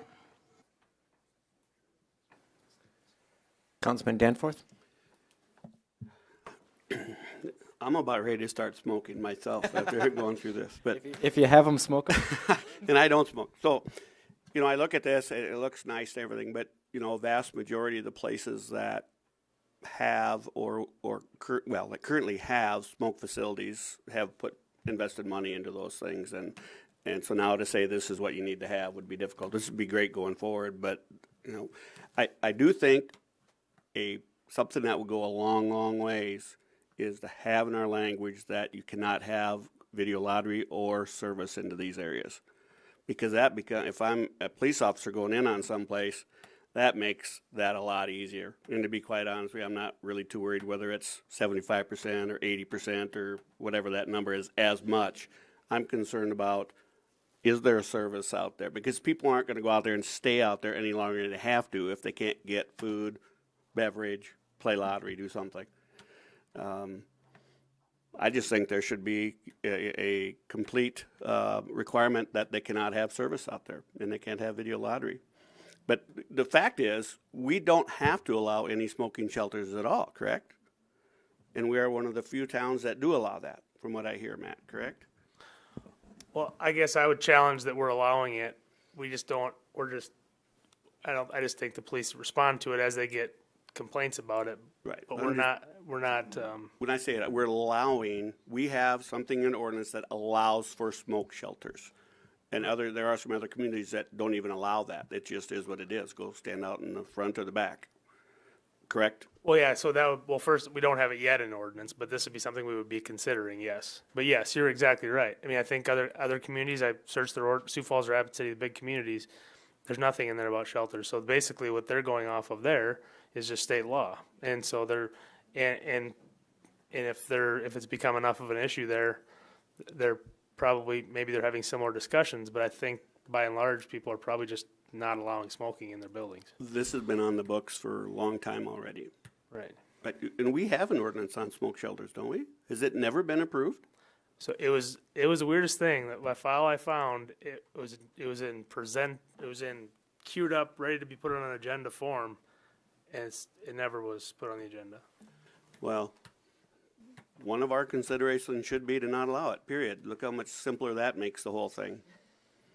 Well, I'm serious. It sounds, but it does. It certainly solves a lot of problems in this discussion. And if other communities have done that and have had success with the businesses that have had to revamp or reconsider how they run their business, maybe we're being too allowable, too agreeable to this, because it's going to be a battle we don't win. It really isn't. And we're putting our police force into, I think, an unenvious situation to go in and try to remedy these things or assess them too. So that should at least be part of our consideration, to just not allow them, period. Councilman Schutte? Thank you, Mayor. So yeah, basically off this conversation, for me, the thought is, what's more important? I'm thinking through this. What's more important, the structure itself or the means of enforcing, if you will, or if there's a couple steps involved, if they know they could lose potentially their license or for a period of time, is that more important than structure? I'm not saying not to minimize the structure conversation, because there could be some good things here, but more importantly, it seems to me like it's a way to enforce this, but in some form or fashion. Councilman Paulson? Thank you, Mayor. I agree with Mike. I think we're to a point where I think we should follow state law and make it a harsh penalty, as in possibly losing your license. I think we are going down an enforcement nightmare for our police and our city staff. I think we're going to get a lot of these, and I think it's just to a point that why are we trying to differ or allow something that other communities don't, for the small population that want to smoke while they're out drinking. They can smoke on their own time. They can go outside and smoke if they really want to, but let's follow state law and make a harsh penalty. Chair would like to call back up Assistant Chief Remmers. And I apologize, I know that we've been talking about this a long time, but I do want to get the perspective of the enforcement because you, the police department will be the ones enforcing it. Do you envision this being an enforcement problem or please I think the 75%, I think we're okay with that. It's a lot more clear than just the state law version that just says shall not in an enclosed structure. But it doesn't really say, well, what is enclosed? You know, so any little specific number put into there makes it easier for our officers to look around and say, yes, there's 4 walls in this structure. One of the walls doesn't exist. That makes it compliant. So that makes it easier because of the 75% rule. So I don't think, at least I personally, I can speak for the police department. The police department favors having some number put on it, I think, just because it's easier for us to determine, you know, a value. Thank you very much. City Attorney Roby, please. Just to piggyback on that, I think that those things aren't mutually exclusive either. You know, the 75% is kind of more of a clarification of what there's, you know, what state law is kind of being interpreted as. So the police have a number to kind of go off of, as well as a harsher penalty and perhaps up to and including revocation or non-renewal of the license. Councilman Tupper? Then we need to also define our 75%, that 25% has to be open. It can't be windows that are closed. It has to be permanently open. I mean, it could be sealed somewhat for water or whatever, but I mean, I know you can just see it right now. Somebody's going to say it's 75%. Well, right, yeah, I think they're all closed. I think that's what the part of the language in there that you were referencing, Councilman Danforth, were exclusive of windows and doors.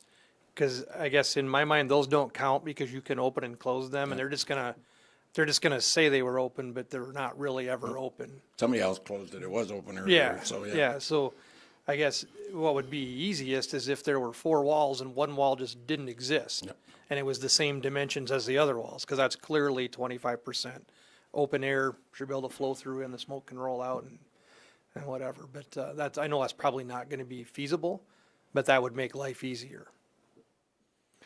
Chair would have a question on that. And before I actually express my personal opinions on this ordinance, but I do believe if we do go down the 75% enclosed or no more than 75% enclosed, that would almost self-police the casino or the video lottery machines because not a lot of establishments are going to be taking them out, leaving them permanently out in the winter time, and then taking them in at night.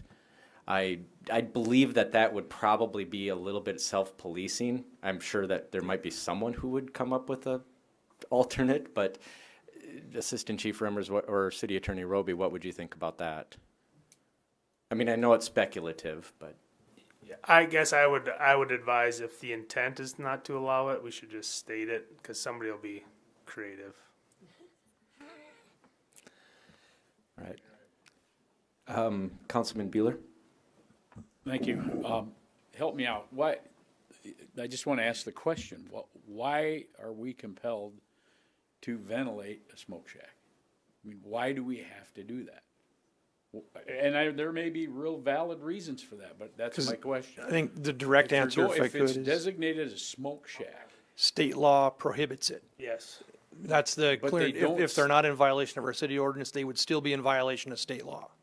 But they still don't tell us, the state law does not state how much ventilation you have to have. State law says nothing about ventilation. In fact, there is reference in ventilation in state law, but it has to do with cigar bars. There is no reference to ventilation. It just has to do with enclosed, and it has that definition I read earlier. So, you know, I know there's some places, and then it has to be a public place. And so then there are some places of business that maybe have a shack connected to them where their employees can go smoke. That's probably not open to the public. It's probably just to their private employees. So that's probably okay. But if it's open to the public and it's enclosed, it violates state law. even if there's nothing else in there except for a bare floor where people smoke, if it's open to the public and it's enclosed, it violates state law. Councilman Danforth?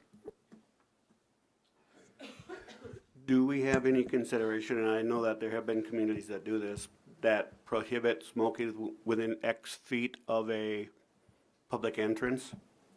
I mean, that goes to, you know, what Colin was referencing about pushing people out to the front door to smoke. I do know that there are places that do that. Again, what's that number? Is it 10 feet, 20 feet? How do you see? I mean, but at least it's an awareness issue, if nothing else. But there is, well, of course, we as the city entity, we could prohibit smoking on all city grounds if we chose. That would be parks and everything, so that'd be a route you could consider because we control that. But I did see, and I want to say it was probably Rapid City. I feel like I did come across an ordinance that had a prohibition like that of smoking close to an entrance. But I'd have to follow up. Councilman Tupper? You do see some businesses that actually, public businesses that actually do have signs up that no smoking within 100 feet or 200 feet of the entrance, so.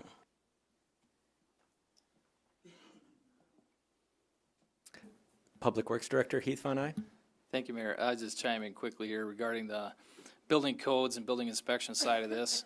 I think from what Matt has drafted, it helps meet the intent of the direction or the specifics we need locally that the state statute don't provide us.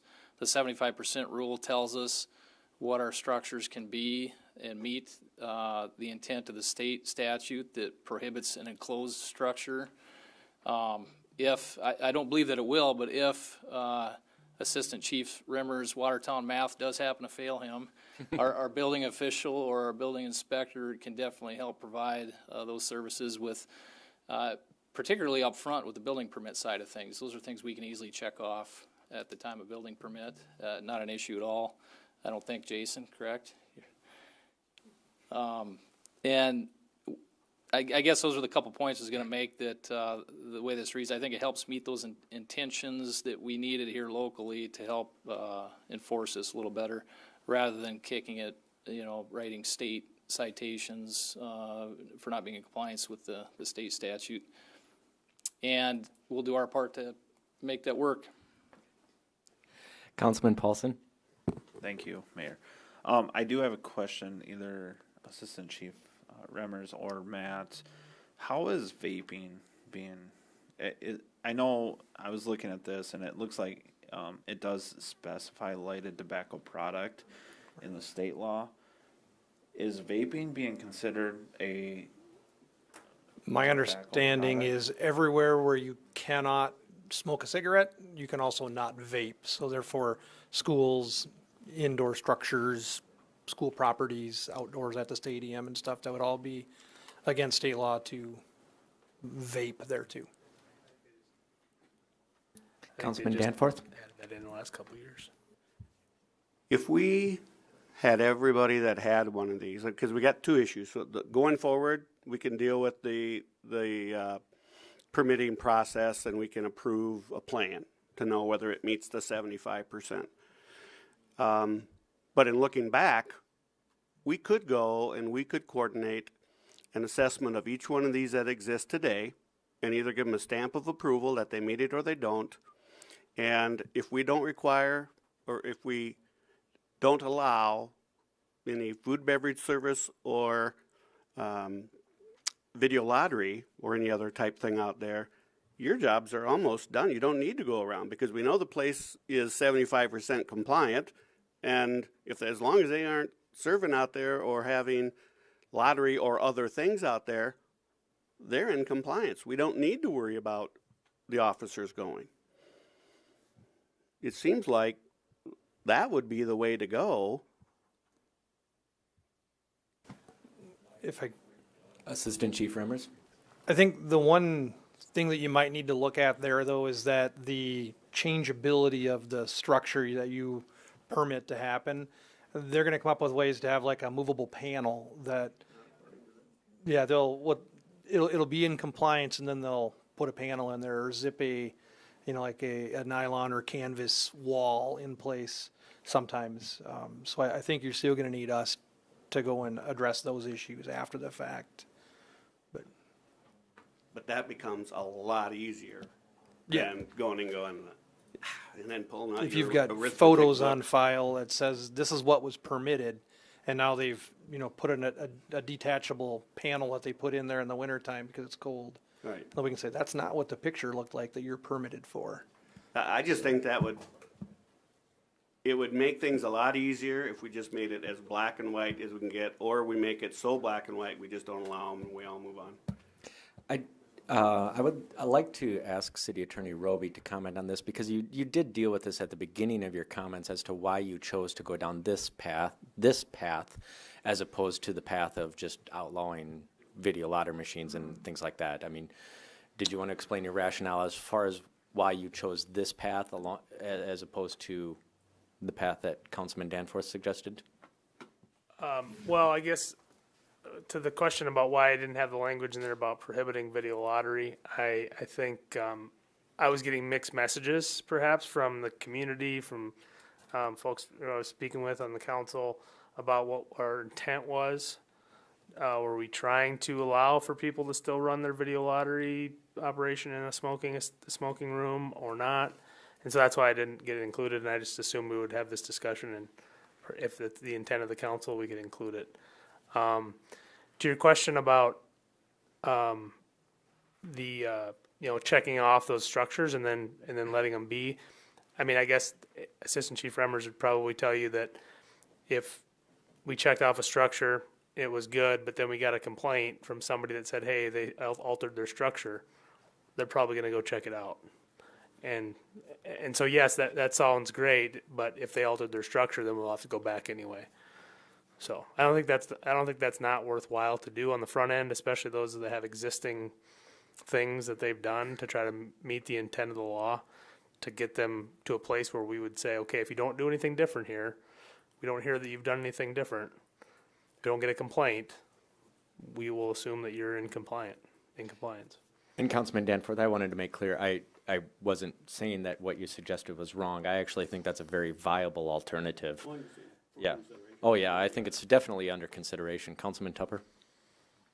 If you look back at the beginning of video lottery, 10 machines were allowed per location. Then all of a sudden you had people that split one location into 2 addresses, and now pretty soon they got 2. And there's even cases of people got 3 under the same roof, but they've split it into 3 different things. What a lot of them have done is created one of those into a smoking section, where they got, this is non-smoking, this one's smoking, and they got a lot of money invested in those facilities. I don't want to be the one say here you can't allow smoking or or alcohol or video lottery into that, because the state, our state and our city has allowed us to build out into bigger than what the initial, but we need to, is there a way of saying, okay, on July 1st, we're going to start this ordinance. If you don't know whether or not you're in compliance, check with us. We're going to check you off whether you're in compliance or not. If you're not in compliance, you got to do these things, or you have to quit allowing smoking. And somebody from police department or building services go out and say, yeah, okay, you are under our compliance, or no, you're not. So on July 1st, we start writing tickets. I would say that we can absolutely do that. Like I said, I think that's a worthwhile exercise. But I would just note that I think that your first comment was contrary to what some other council members have said. So we probably got to get some sort of consensus on that before I tweak this about allowing or not allowing video lottery and food sales. Where we're talking about gambling, you want to bet on how many second readings we have? Thank you. And in fact, I think since the conversation is winding down, that joke about how many second readings is the reason why I allowed this to go on as long as I did, because we've been through this before with a seemingly, you would think that it wouldn't be that hard to come up with an ordinance on taxi cabs, but it took us several tries because there are always what-if scenarios. This, I can easily say is much more complicated than that. This has been at least 12 years running where this has been a confusion in Watertown and across the state. I think it was the 2010 legislative session where this was passed right about then. And I personally have been frustrated with the state government for their lack of willingness to give any clarity whatsoever.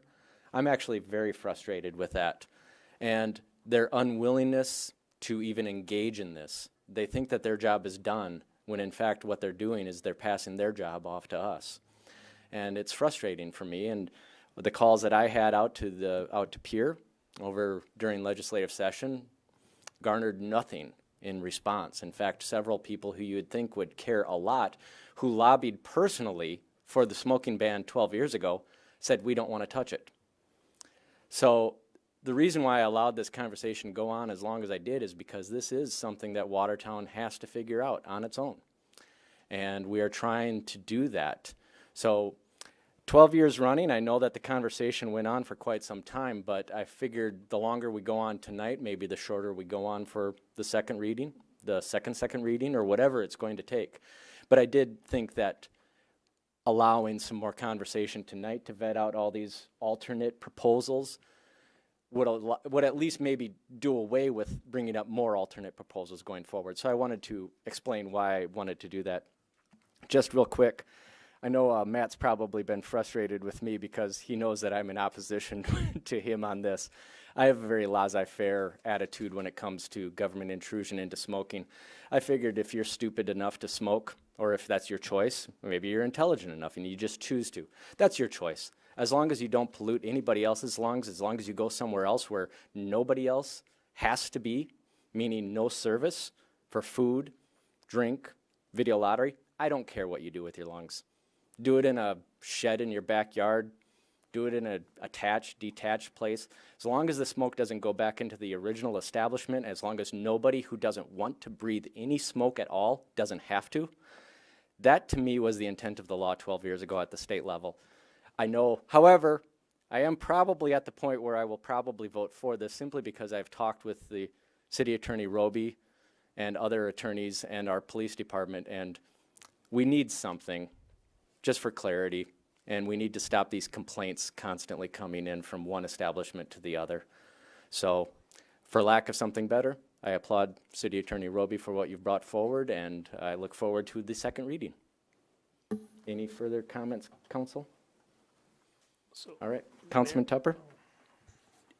Is there any way maybe to simplify this? Because yes, and thank you for allowing this much discussion, because it is 12 years in the making, but instead of going to a second reading the next time to put together 2 or 3 of us on a committee, we did the same thing with the taxi and try to come up with some kind of, and maybe include somebody from the police department, maybe. I think what we'll do, we'll Works. consider how to move forward. I believe I'll leave it up to our city attorney and our city manager to figure out exactly how we want to move forward, okay. Whether that's going to be in emails coming forward to come up with a consensus. But I agree that we should kind of figure out where the will of the council is, and I'm against raising hands during session. I mean, I disagree with that. Yeah. But I would encourage the council to contact our city attorney, our police department, engage them. I'll send them through our city manager, and just to coordinate that effort so that when a second reading comes back, it comes back with what we think are the alternates that will pass. Fair enough, city manager? Fair enough. All right. Thank you very much. Item M is an approval of resolution of intent to enter into a lease agreement with Adam Ronke for city-owned agricultural property north of Watertown. City Attorney Roby, you're not done with this yet.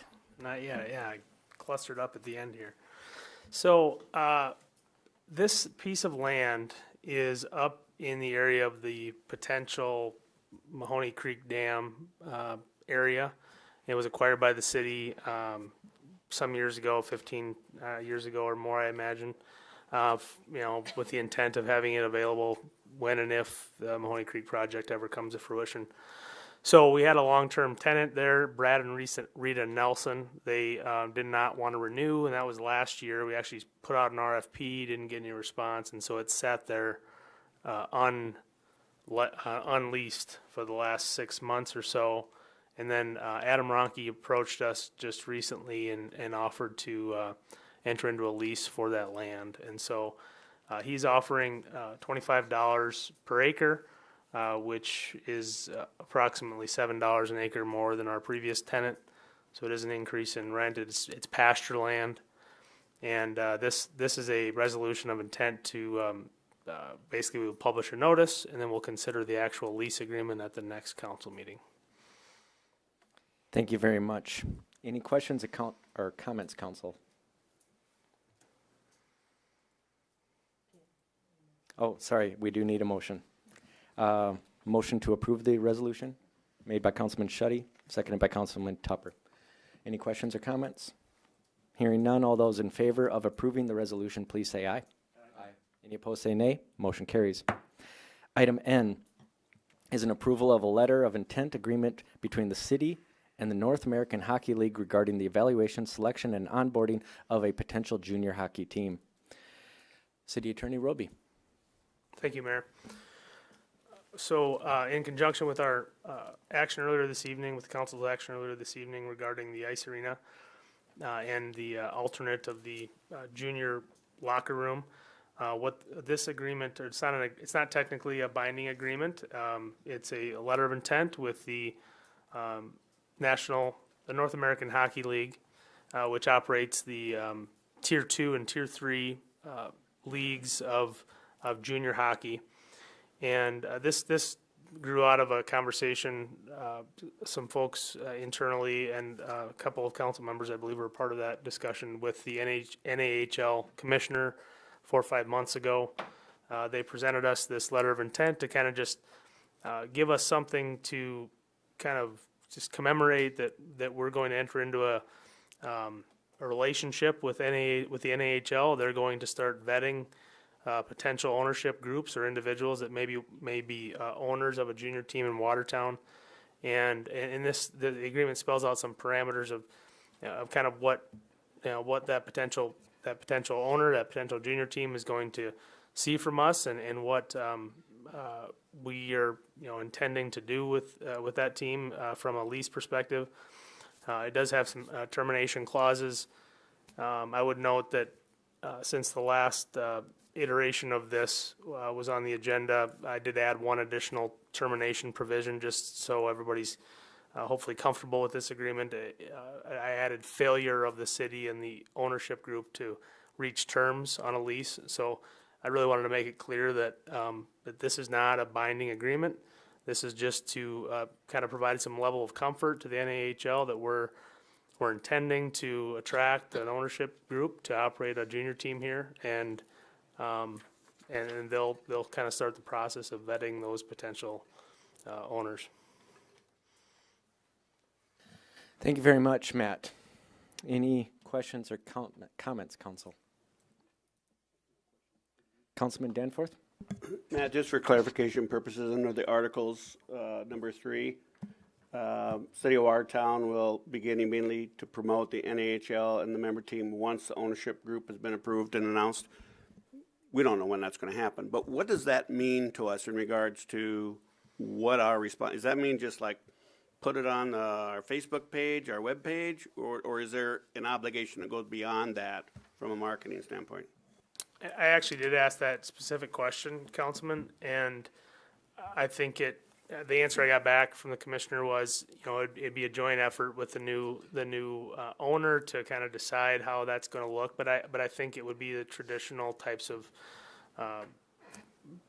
publication type avenues, social media, perhaps an ad in the newspaper or something like that. Or I'm not exactly sure, but I think it was more along the lines of you negotiate that with that junior team to kind of just make a splash, like I think would be in both of our interests to make a splash once that announcement's made.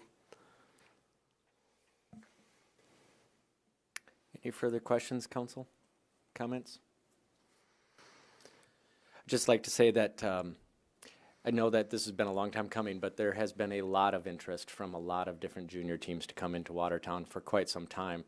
We are a prime market, and the NAHL and the Commissioner, Mark Frankenfeld, recognizes Watertown and the arena that we are building as as a jewel. I think he called it the best laid out, the best planned facility that he's seen in his time as commissioner and in the entire upper Midwest. So it just shows that Watertown, we're trying to do it right, and the NAHL and the junior teams recognize that and want to come here because they like our market, as I hope everyone else does as well. So with that said, the motion is to approve the agreement. Oh, sorry.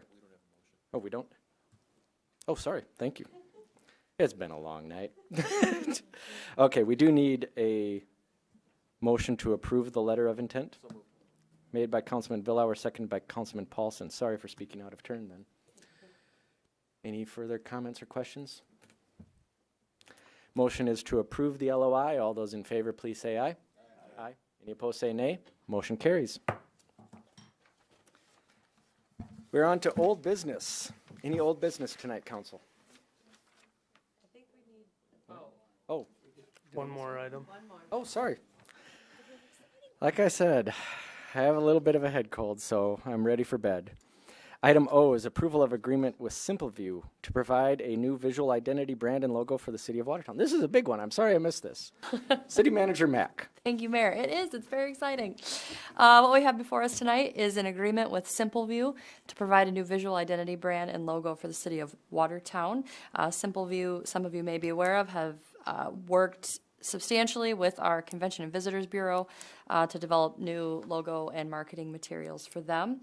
What this work would do would be to piggyback off of the research and work that they have done already on Watertown and would complement the CVB new logo, which has not been released yet. They'll do that on their own time. The benefit of partnering with our friends at the CVB is that it helps build brand recognition and saturation. They've already done all of the background work on our community. You'll likely see compliments of the Goss, the Malt House, Lake Compesca, the ringneck pheasant, and other things that are very key to Watertown. This process will take us about 6 to 8 weeks, and the cost is $7,500. And I will stand by with any questions. Thank you very much. Chair will entertain a motion to approve the agreement. Made by Councilman Tupper, seconded by Councilman Paulson. Any comments or questions, Council? Councilman Vilhauer. Thank you, Mayor. Just want to make sure I understand what you're telling us, City Manager Mack. So the CVB is already picking up a lion's share of the cost of what is being done. This is a portion that we're being asked to pony up for the city. That's correct. Okay.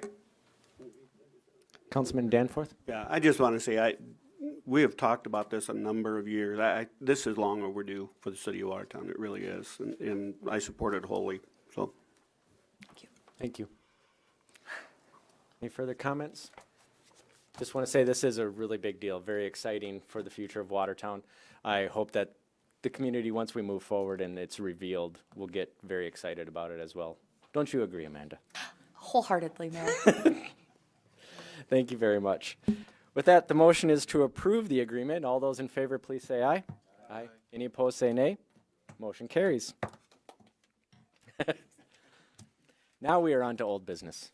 Councilman Danforth. well, piggybacking on the litter discussion that was earlier. Interestingly, I had to go out to Lake Compesca here the other day, and as I left the west part of town on Highway 212, there is litter everywhere out there, in the fields and the ditches, and I know it's been windy, but it is really bad. And so I was going to bring this up tonight, that just as an observation point and somewhere along the line that needs to get cleaned up. But interestingly, this morning at a little before 8, I got a phone call from somebody that was heading out to Sioux Falls, and they said, have you been out here by the interstate to see how much litter is along the interstate in the entrances and exits out there? They said it is a very poor showing for Watertown to look like that.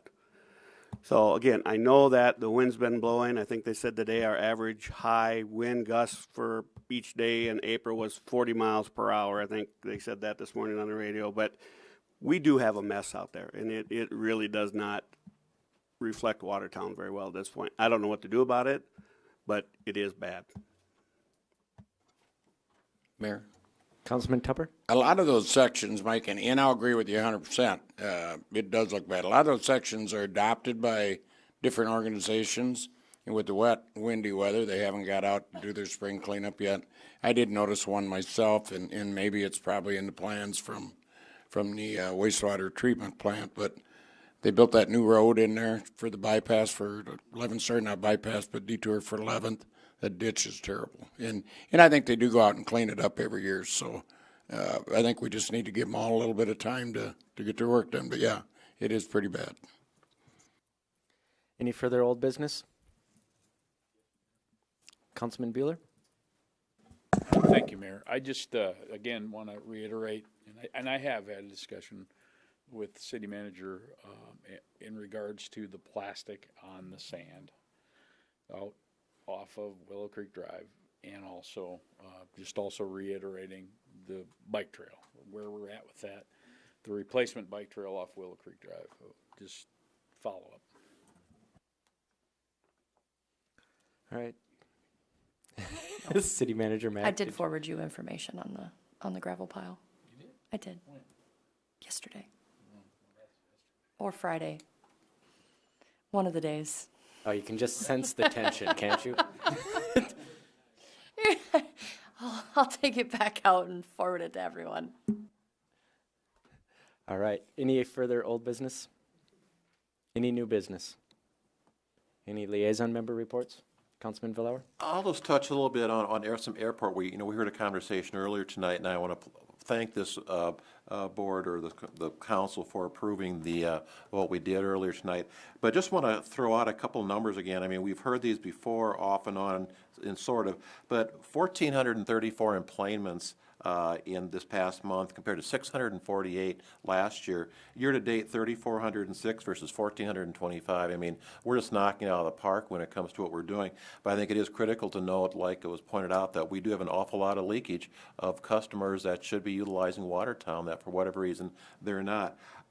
I think it was interesting. I had a very good segment on Eye on Kellerland last night for those that happened to catch it. The mayor was on there, and one of our airport, Angiani, was interviewed. Good segment, some exposure for Watertown, so outstanding publicity there. Something that is kind of concerning is Denver Air Connections. I think we're hearing more and more pilot shortages. Denver Air Connections, my understanding, recently raised their pilot pay 40% in an attempt to retain their pilots, which is good news for Watertown if that does in fact help the situation for pilots, because that is a real concern, a real issue for airlines out there is pilot retention. So that's what I got. Thank you. Any other liaison member reports? Councilman Tupper. From the Mayor's Committee with People with Disabilities, we haven't quite set a date yet, but I want to try to remember how to say this correctly. The handicap accessible playground in, I always get those two parks mixed up. Is that McKinley right across from? I think it's McKinley. Yeah, we are going to have a grand opening soon. They'll come out in the public. Really turned out great, so expect everybody to come out and take a peek at that. Dan Albertson was very, very instrumental in that, and we will be asking Dan to come back to that to do the ribbon cutting ceremony. So looking pretty excited about looking forward to that. So thank you. Excellent. Councilman Paulson, did you have? No. Any other liaison member reports? There is an announcement. Heath, did you want to take that? Certainly, Mayor. I just wanted to share some information about an award that the Wastewater Division of Public Works obtained recently. This award is it's an annual assessment of the wastewater treatment facility, and the award is provided by the South Dakota Department of Ag and Natural Resources. Not many people are fully aware of the logistics behind the wastewater process for a community, but it does. We do operate under a permit provided by the state. And within that permit are several regulations and criteria that we have to follow year in and year out in order to be in compliance with the requirements of that permit. So DA&R provides an inspection of those requirements throughout the year, and through our 2021 inspections, they deemed that we were in compliance with all the requirements of that permit, and have awarded our wastewater treatment facility an award for operation and maintenance excellence. And Secretary Roberts cites in the letter that we received that wastewater treatment systems are essential services, that we all know that, and they're often taken for granted. These awards do recognize the dedication of the wastewater operators who go above and beyond to keep these systems running smoothly. So I just wanted to commend our wastewater staff, and particularly, the staff in its entirety. They're led by Mike Berger, the wastewater superintendent, Larry Howard, the collections system foreman, and Brad Miles, the plant operations foreman, and then also Craig Mitchell, the assistant wastewater superintendent. They lead a team of certified and highly intelligent staff that know all these regulations and perform all these tests and reports and do a great job at it. So I just commend them, and it's proof, and this award is presented to them. That's on the agenda tonight. Thank you. Yep. I do happen to notice that there's a reporter for a certain radio station in the back of the room that likes to report good news. This would be really good news. I pointed out because in the city of Watertown, I know people will always complain if government goes wrong, but they usually don't compliment if it goes right. And in Watertown, I will tell you there's a whole lot more that goes right than ever goes wrong. And I think that this is a perfect example of that. Nobody pays much attention to the wastewater because it is functioned very well and managed very, very well. And that's great news for Watertown. So, thank you very much, Council, for a good session tonight. There is no need to go into executive session. The Chair will entertain a motion to adjourn. Made by Councilman Tupper, seconded by Councilman Danforth. All those in favor, please say aye. Aye. Any opposed, say nay. Motion carries. Good night, and God bless.